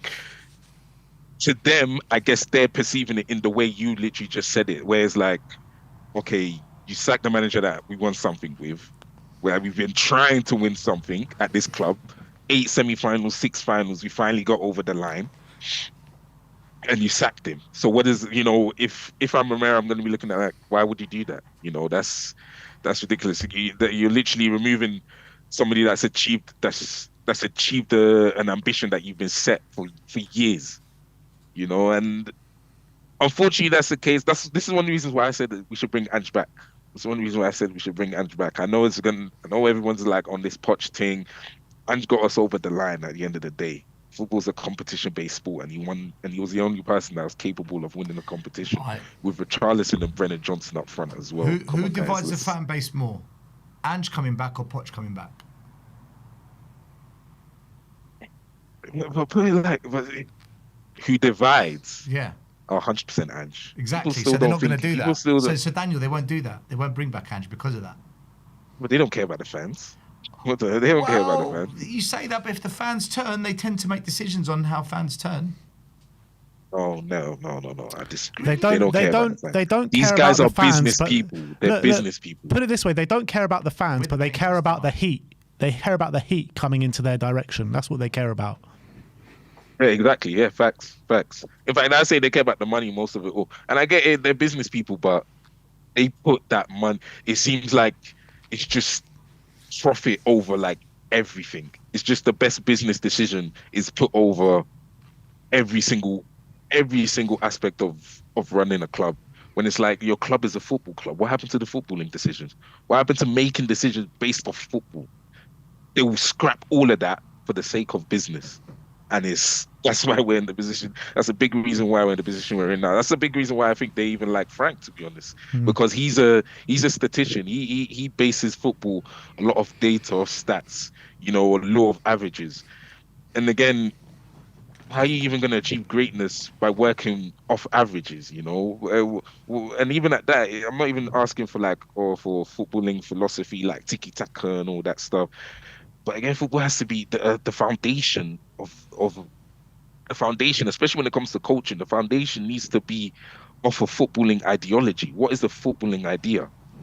You know, you can't just base it off averages of what other teams do. Do you know what I'm saying? That's why the second half, a lot of the games we play in the second half, we react well because he's got something he can work with. The first half is always poor. Second half, we react well. We'll get a draw 2-2 against Burnley. We'll get a draw 2-2 against City. You know, but when it comes to setting off, getting goal, when it comes to what's intended of what we want from these players, it's a massive grey area because I don't know what system we're even playing. You know what I'm saying? Yeah. And even if there is a system, how established is it? We're like we're in the relegation battle. Okay, relegation. I can't believe it's coming. Oh God, Daniel. Crazy, man. It's He's not lying, crazy. though, is he? He's not lying. No, he's right, man. He's not right. lying. He's right. Yeah. Thank you so much for coming on today. Really good points No made. problem, man. Listen, come on, you Spurs. Come on, you Come on, you Spurs. Spurs. Hopefully. We live to fight another Big up, day. Daniel. Big up to Daniel. Yeah. Another super chat here from Din Chow saying, how was Kudus a hopeful signing? He had a great season under David Moyes. You guys are blaming the players for looking poorly under a bad coach. Kudus' best season in West Ham is better than Kulu's best in a Spurs shirt. I mean, I don't doubt that. I think that's true. West Ham fans who I spoke to said to me that you're going to see Kudus is a very patchy player. He's either completely brilliant or he just doesn't do anything. And I think that's kind of how it happened at Spurs before he got injured. But what I will say is, when teams sussed out to double up on him, there was no other option on the pitch. So I think it partly happened at Spurs because managers realised everything goes You through stop Kudus, you stop Spurs. Yeah, basically. So I see some logic in that message. But I agree with what he says, that Kudus' his best season for West Ham is better than any season Kulu's had at Spurs. I don't know, when Kulu first come, those first 4 months with Conte was top. Yeah, but he's That was so it. inconsistent, That was it. Kulusevski, yeah. That was it. Then he says again, Nina Chow, saying Kudus was misused and forced to play hero ball because of Frank. He had no support and forced out wide. Kudus is better from the middle. I agree with that. That I agree with. All right, let's go to George. Big up, George. Long time. How you doing, George, mate? Long time. Hello, gents. Yeah, I've been better, put it that Coach way, George, but by the way. Coach I think the George. same Coach could be George. said about all of us. Sorry, what did you say, George? Sorry, just saying that, yeah, I've been better. I think that could be said for all of us, though. Yeah, absolutely. West Ham winning 2-0, George. How serious are you taking the threat of relegation? Yeah, I've been taking it seriously for a while, to be honest. I mean, it's not been looking great. I've stopped going to the games just because what I've been seeing is just not entertainment. It's just been completely dire. No difference as far as I'm concerned from what I was seeing towards the tail end of last season, other than obviously winning the trophy in Bilbao. But it's, look, Frank would never have been was never my first choice as being a replacement manager. But I think the reality here, we've got to come back down to earth, and that is whatever manager that we are going to put in at Spurs, without the board understanding and having somebody there who is knowledgeable regarding football, we are going to end up in a very similar situation. What you're seeing now is not something that has been going on for the last season, 18 months, 2 seasons. This has its roots way far before that. I would go far as the days of Martin Jol, the ENIC as an organisation, and everybody as well as I celebrated when they got rid of Levy. Levy was the figurehead, and when you cut the head off anything which is malignant, you're going to have issues afterwards. There are going to be individuals within that back on the board who would have been pro-Levy, who are probably still on that board. And you're going to have significant issues to deal with afterwards. Now, ENIC as an organisation have always proved to me the only thing they ever wanted at Tottenham was to develop the ground into some sort of leisure facility, which they've got. We were sold the dream of having this fantastic new stadium that was going to be better than the Emirates. So, you know, there was that one-upmanship that we all thought was going to be brought by having a new stadium. And let's face it, the first team was neglected. It's been neglected ever since Moussa Dembele left, since Ericsson left. We had two very key players in respect of both creativity and being able to hold the ball. At that point, when we were not able to change the way that we could play because of the player profiles that we had, there was no one there who felt that they could actually change what we were doing. And that was the whole scenario behind Poch saying what he said about having a brand new stadium but not the furniture to put in it. And since then, we have chopped and changed managers, we have chopped and changed philosophies, we have chopped and changed understandings to the point where we don't have any clear identity in the squad, which is the number one issue. And we don't have the player profile in there who have the ability to change quickly the way that the coaches want to play. So what could look like the coach hasn't got a Scooby-Doo, the reality is that the players themselves are confused in the way that we want them to play. So last season, we ended up with a situation where we've got an 18-year-old in Archie Gray, Bergvall, who, again, very young players, and we're chucking them in at the deep end, and we're saying that's great development. Well, I'm sorry, it just isn't. Chucking players like that under those pressure situations in the Premier League is only going to stunt their development. These players are under a huge amount of pressure, and you're talking about 17, 18, 19-year-olds being thrown and being given responsibilities, which, quite frankly, is not going to help. So the fact that you've got Archie Gray now playing at right back in a game of the magnitude that we're looking at now against Manchester United, if we can bring it forward to today's game, and expecting that things are going to be okay, well, they're not. And this has just been a total corrosion of what was a fantastic team, first team that Poch had, more by luck than design. Okay, not really. If you think about it, Harry Kane came through the squad and was only really given his chance by Tim Sherwood after so many loan spells. And thankfully he came good. The reality was, at that point in time, we ended up with a situation that we had a great first team. Now, anybody who knows anything about football says your first team is not going to last in the Premiership. You need to bolster it. And where there was a fantastic opportunity for us to actually become a football club instead of a financial behemoth in what ENIC actually wanted, was an opportunity, a huge opportunity lost. And really, it's an actual shame, complete shame, that Harry Kane has left the club without having won a single trophy. A player of that ability, and he carried us through. And I mean, people blame Ange. We've got to remember, Ange finished 5th in that season when he had just lost Harry Kane. So you know that actually had some doing, and his decision last season to scrap the season because we were safe. Really, if you go back, we were actually quite safe. In it's not like now where we've got where we're so close now to West Ham. But last season we were safe, and he binned off the league in order to win us a trophy. That's what we all want as fans. And we all said, if we're guaranteed to finish 17th each season and win a trophy, who would poo-poo that?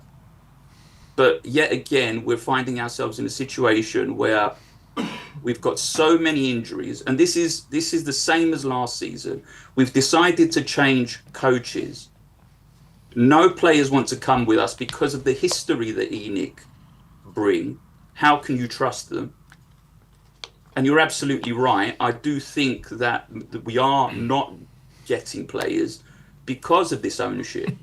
It's not because of the manager, and you've proven it by putting 2 and 2 together with Buemo. And don't tell me that, oh yeah, because he's a Man United player, that's where he wanted to go. Because we had Champions League. So if all things are right and players want to play in the Champions League, then why would you waste the season of not playing the Champions League because you support another club? It doesn't make sense.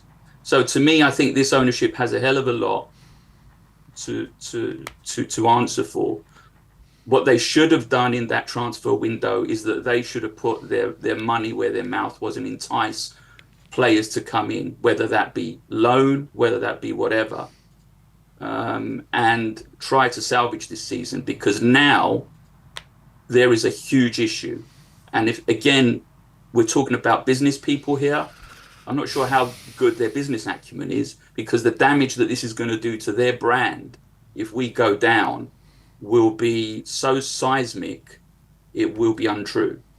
And it's, for me, this is a horror story which is potentially unfolding here. It's been brewing. It's been brewing for a long time, though, George, hasn't it? Like you mentioned. But what is the way forward here? Is there any way forward under this ownership? Can we get better under this ownership? Yeah, I mean, you've hit the nail on the head again by saying this ownership, because this ownership ain't going anywhere, not with the amount of time and effort that they've invested in getting this stadium. So what can be done? Well, what can be done is by trying to damage this brand as much as possible. And I hate to say it, because I'm a Spurs fan. I don't want the brand to be damaged. It's my club. I've been a Spurs supporter since I was 6 years old. And I don't want to damage the brand. But unfortunately, that's the only thing that this ownership is going to recognize, is if their brand is damaged.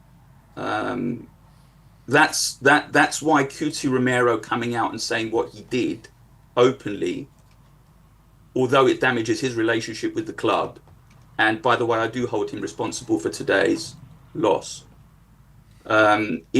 is the way that it has to happen.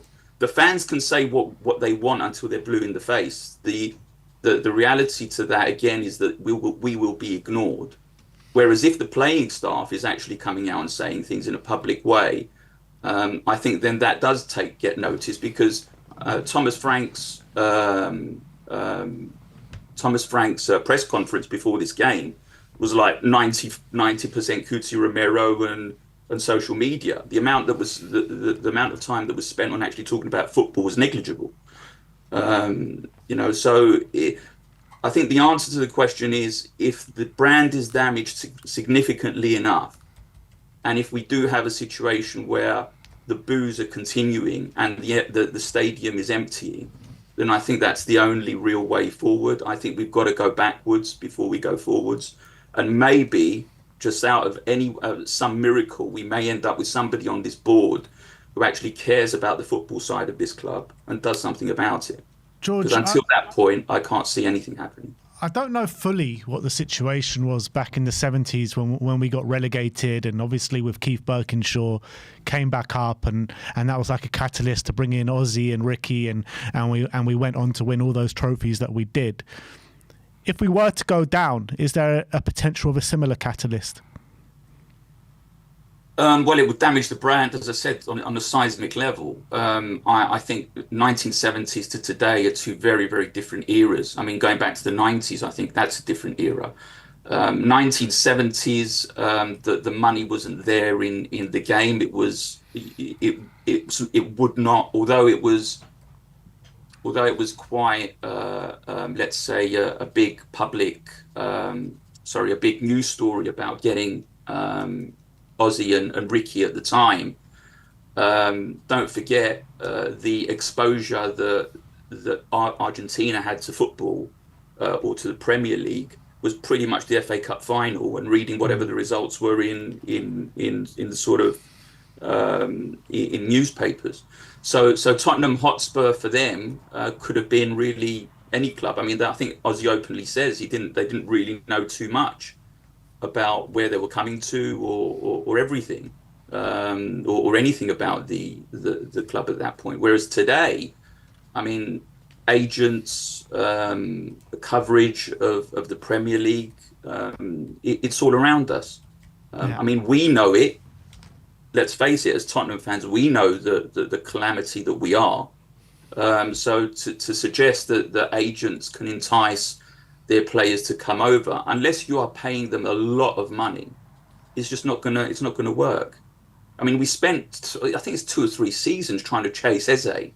And I just couldn't understand why we just kept on going back to it. I mean, the guy evidently had a problem in joining us, but we are still after the same player. I mean, change your tune, for crying out loud. He doesn't want to come. Go somewhere else. Go and find another player. But what do? We ended up painting ourselves into a corner, embarrassing ourselves because he then decides to go to Arsenal on the last day of the season after we've been jumping up and down and saying he's going to come to us. And yet it's another calamity after Morgan Gibbs-White. And we go even further back than that to Jack Grealish and all the fantastic decisions that have been made at Tottenham. Yes, it's been brewing for a hell of a long time, and my fear is that it's now turned into a perfect storm because the position that we're in at the moment is not going to be great.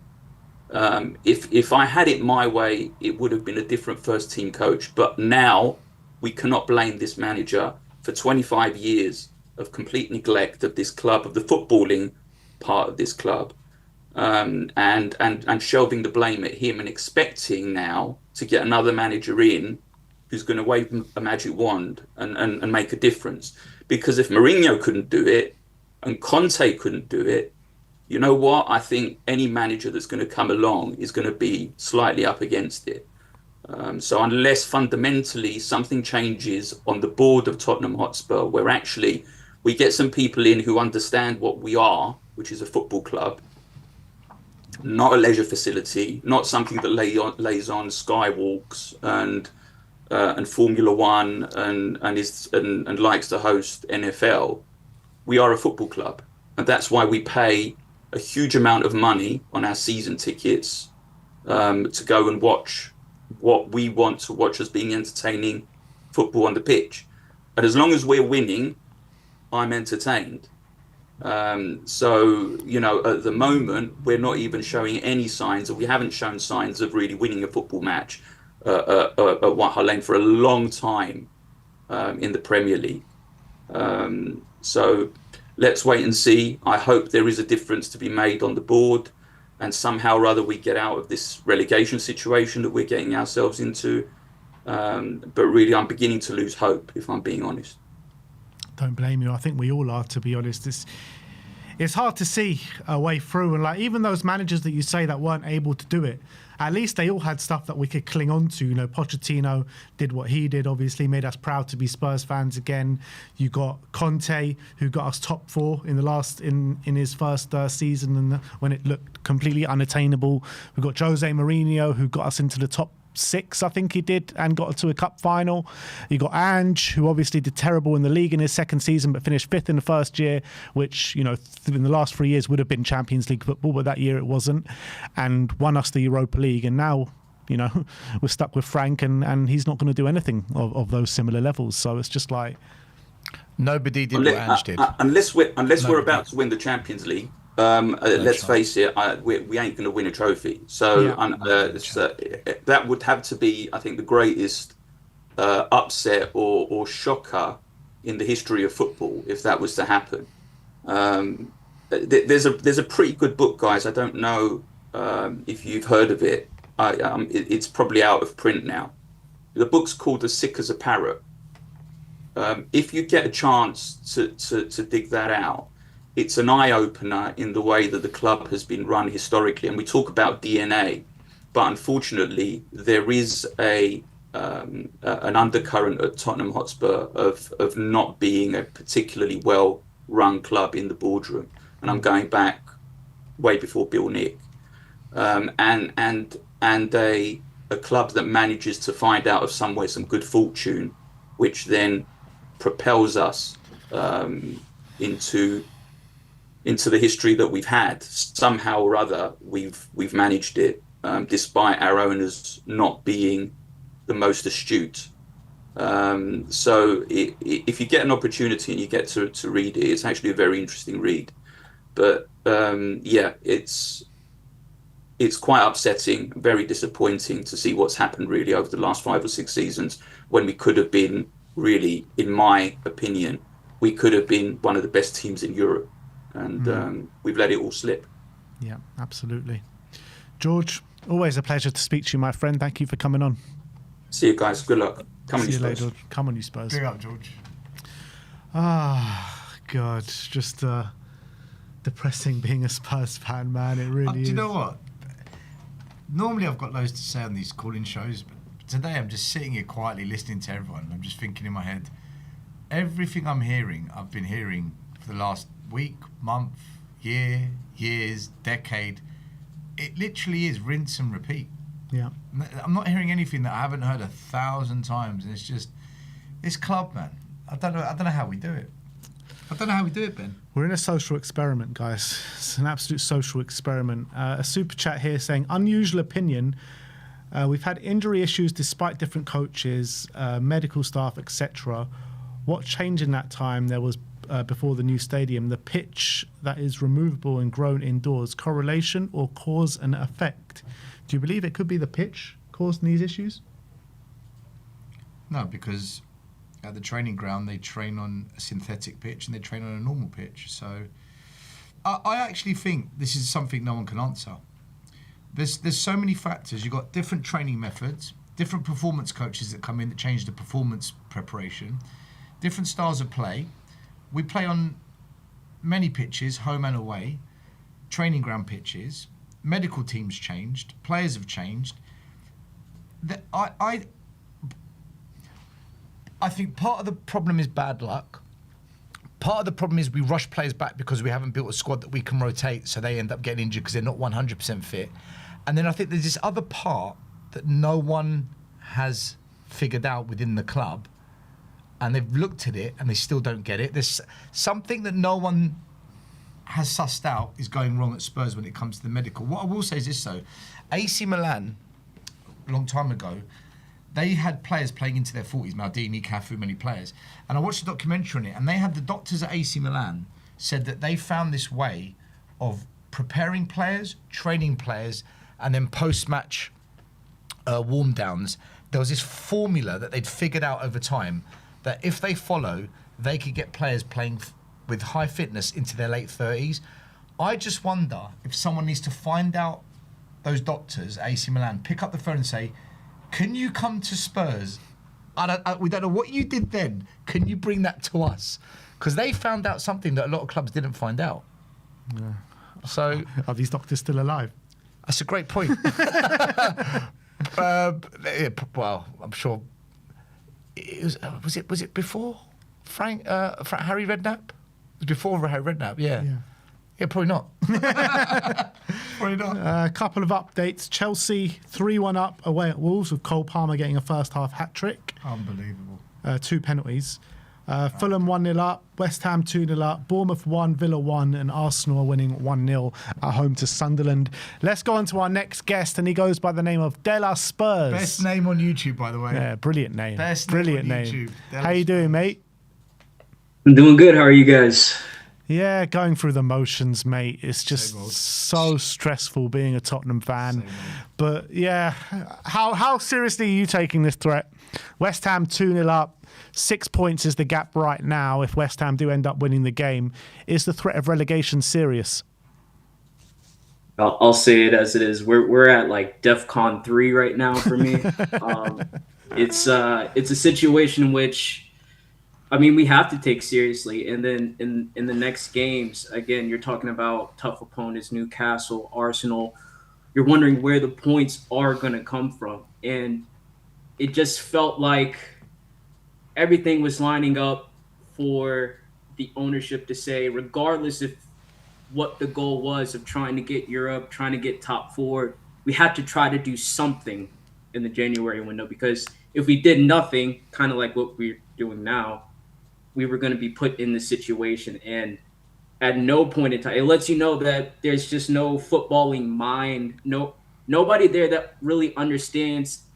You honestly want to make the argument they don't really understand the Premier League, let alone understand football, in the sense that you can't say for a team that I think maybe at the time we were maybe 10, 11 points clear of the relegation zone, that's good enough to get the next half of the season, that you should survive the next half of the season off of 10 points, especially when we're playing teams like West Ham and Burnley who are coming to our place and beating us. We're going over to play Burnley and we're drawing against them. So we had to do something this January window. We had to do something, and we didn't. So now it's really up in the air of if we're going to get relegated. It's all on Thomas Frank. It's on the players. And right now we barely even have enough players to even fill a team, 11 senior players on the team. So, I mean, you're looking at right now, from what I say as a fan, is negligence. I think there was a situation presented in front of the ownership, and they simply, similar to what we did with Pochettino, when there was a point in time where you said you could at least do something. We're not saying that you got to do the right thing. We're not saying that every signing, we got to buy 5 or 6 players in January, but buy an attacker, maybe buy a striker, or buy an attacker, buy a left back, something to just give this team something to get through this season. And then you can fire Thomas Frank, you can get rid of land, you can sell 4 players, you can buy 6 players, whatever you wanted to do in the summer. But just get us through January to May. And they couldn't do that. And not only could they not come up with the plan, Johan Lange comes out in an interview and says, oh, well, we just wanted to see who's available. Well, that doesn't really sound like a plan to me. That just sounds like you showed up at the party and wondering what was going on, right? You didn't come with any chips. You didn't come with a friend. You didn't you just showed up to the party. It's just like, hey, what's going on? That's not a plan. So you tied all that with the fact that we were only 10 points.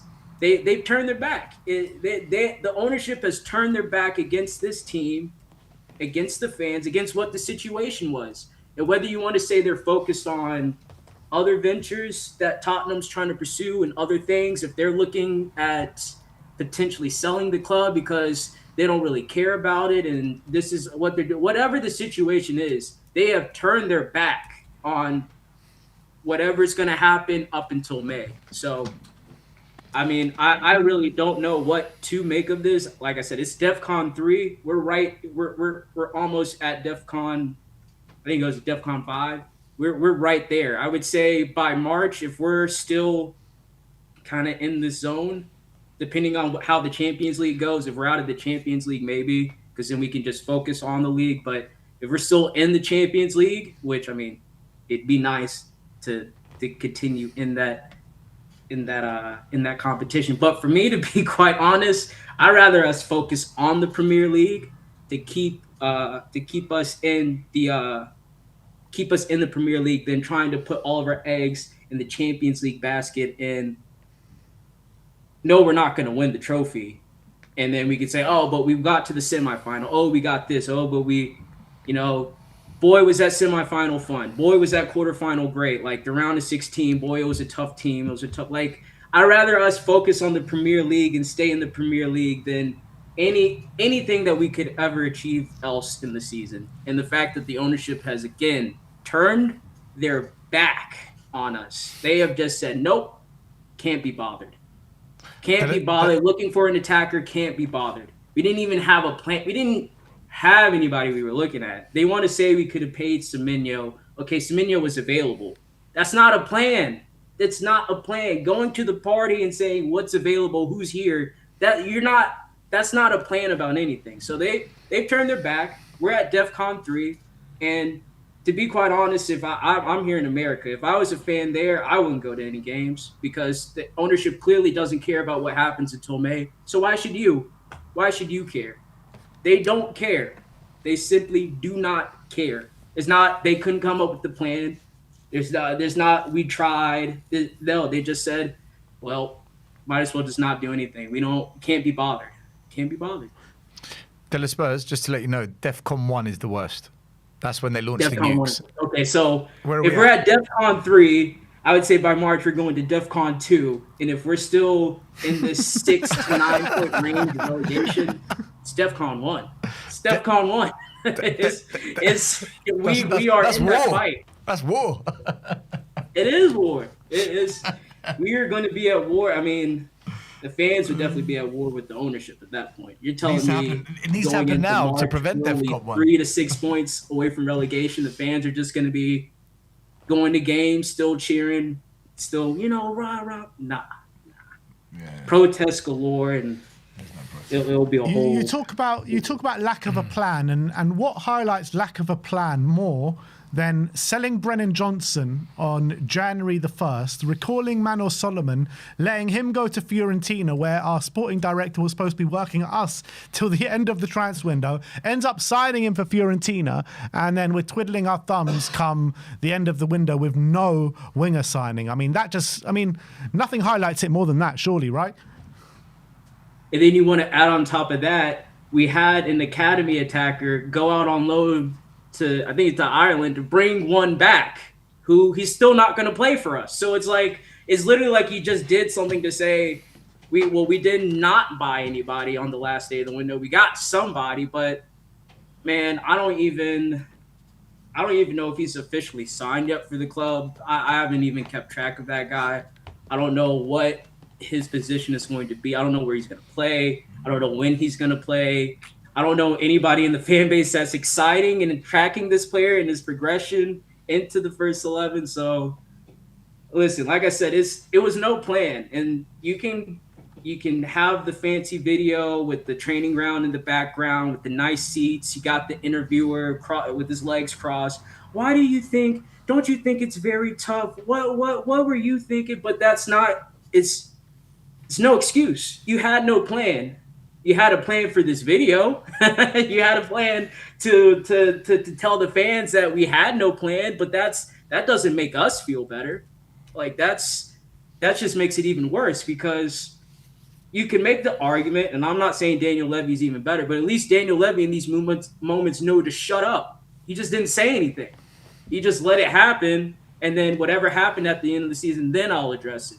But then to come out and tell the fans in January, well, we didn't have a plan.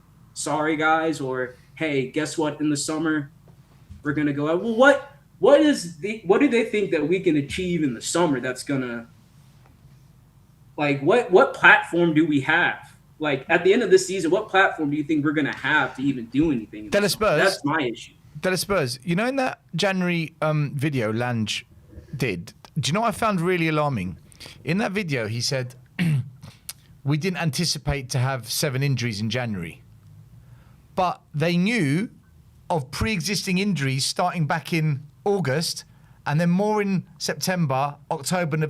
They knew 2 months before the January window, we had injury problems. So to then make a video saying, oh, we didn't expect 7 in January, what about the 7 you already had, bro? That's right. Why I just thought that video was such a con, in my opinion. Honestly, it was. It really was. And then and I think for one of the answers he provided, he said, oh, well, we're going to have players coming back. Okay, so if you knew, why are you looking at injured players as even a factor in the season for me, especially if you're looking at what you need to bring in, what's missing? You should be already looking at what's missing in the squad already. Saying you're getting injured players back, well, even if they do come back, we still need a left-sided attacker. Even if we do come back, we still need a defender. We still could use another midfielder. So, like you said, it was all just a wash. They thought the video would be better because, oh, it's communication, something the fans haven't gotten before, something that the fans were begging, was that they wanted to understand why the ownership did these things. So we're going to come out with this video and we're going to tell them why. And all you really did was just say, hey, we didn't have a plan. So sorry, fans. We're going to go in the summer. Just know that we have a plan for the summer, but not for the rest of the season. Like I said, I wouldn't go to any games. I wouldn't. If they don't care about what's going to happen until May, why should I? Why should I have to pay the money to go and watch that? If they literally just said we don't know what we're going to be doing, so we'd rather just do nothing. So how do you see this all playing out? How do you see this all playing out this season? Do you generally think we are going to go down?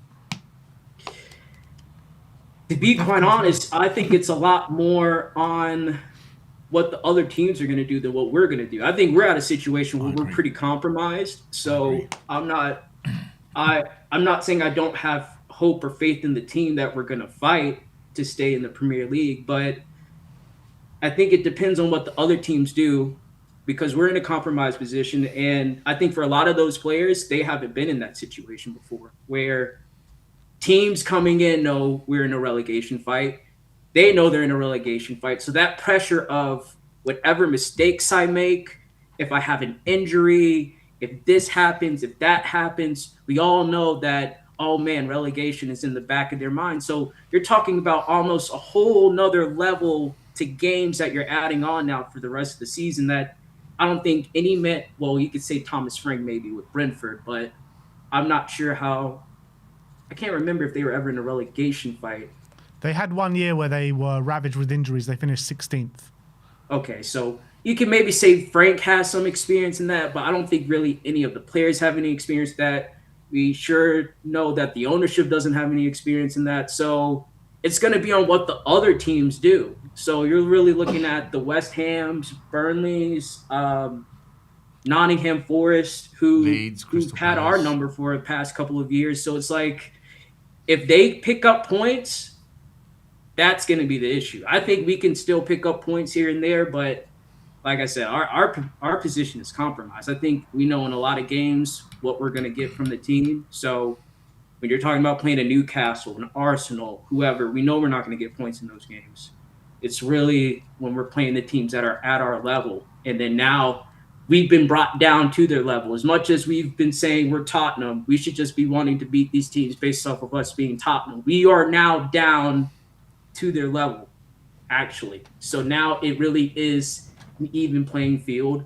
And now you're talking about maybe teams having the upper hand because you got, first of all, you got senior pros, you got senior vets. You're not having teenagers out there trying to fight in a relegation fight. It's just, it's serious. It's really serious. And if the injuries just get worse, players are just going to want to continue to play with injuries because they're not going to want to sit out and not be a part of the fight either. So you're really putting a lot on what the team has right now and on Thomas Frank. And it's, for me, yeah, it's not really on us. It's on what the other teams do. If they pick up points, I'm afraid regardless what our result is at the end of the weekend, I'm looking at whatever the other teams are doing. Dela Spurs, pleasure for having you on, mate. Thank you, and we'll speak to you soon. Thank you guys for having me on. Come on, you Spurs. Big up Dela Spurs. Big up. Is that it? That is it. Last caller. Stel. Pleasure having you on, mate. Do it all again Tuesday. God help me. You're with Sim next time, though. That's now become a huge game because of the. It looks like the West Ham game is going to stay 2-0. If that does stay 2-0, suddenly that Newcastle game is humongous. It really is a big game because lose that and West Ham win the next one, then we are, as Dela Spurs says, Defcon 2. You know, not only is that, but Arsenal winning 2-0 now, they take an extra step towards the league title as well. I think they've won the league, Ben. Yeah, me as well. Watching Man City against Spurs, I never looked at City at any point and said, you look like champions. Yeah, I didn't feel it. I agree. But anyway, big up to all of you for sticking with us. 2 hours and 10 minutes therapy session for you guys. Big up to Stelios, and we'll see you all again tomorrow. Where Sim's back in the studio and we'll delve even deeper into the shit show that is Tottenham Hotspur. But like, subscribe and comment, and as always, come on you Spurs. Come on the Spurs.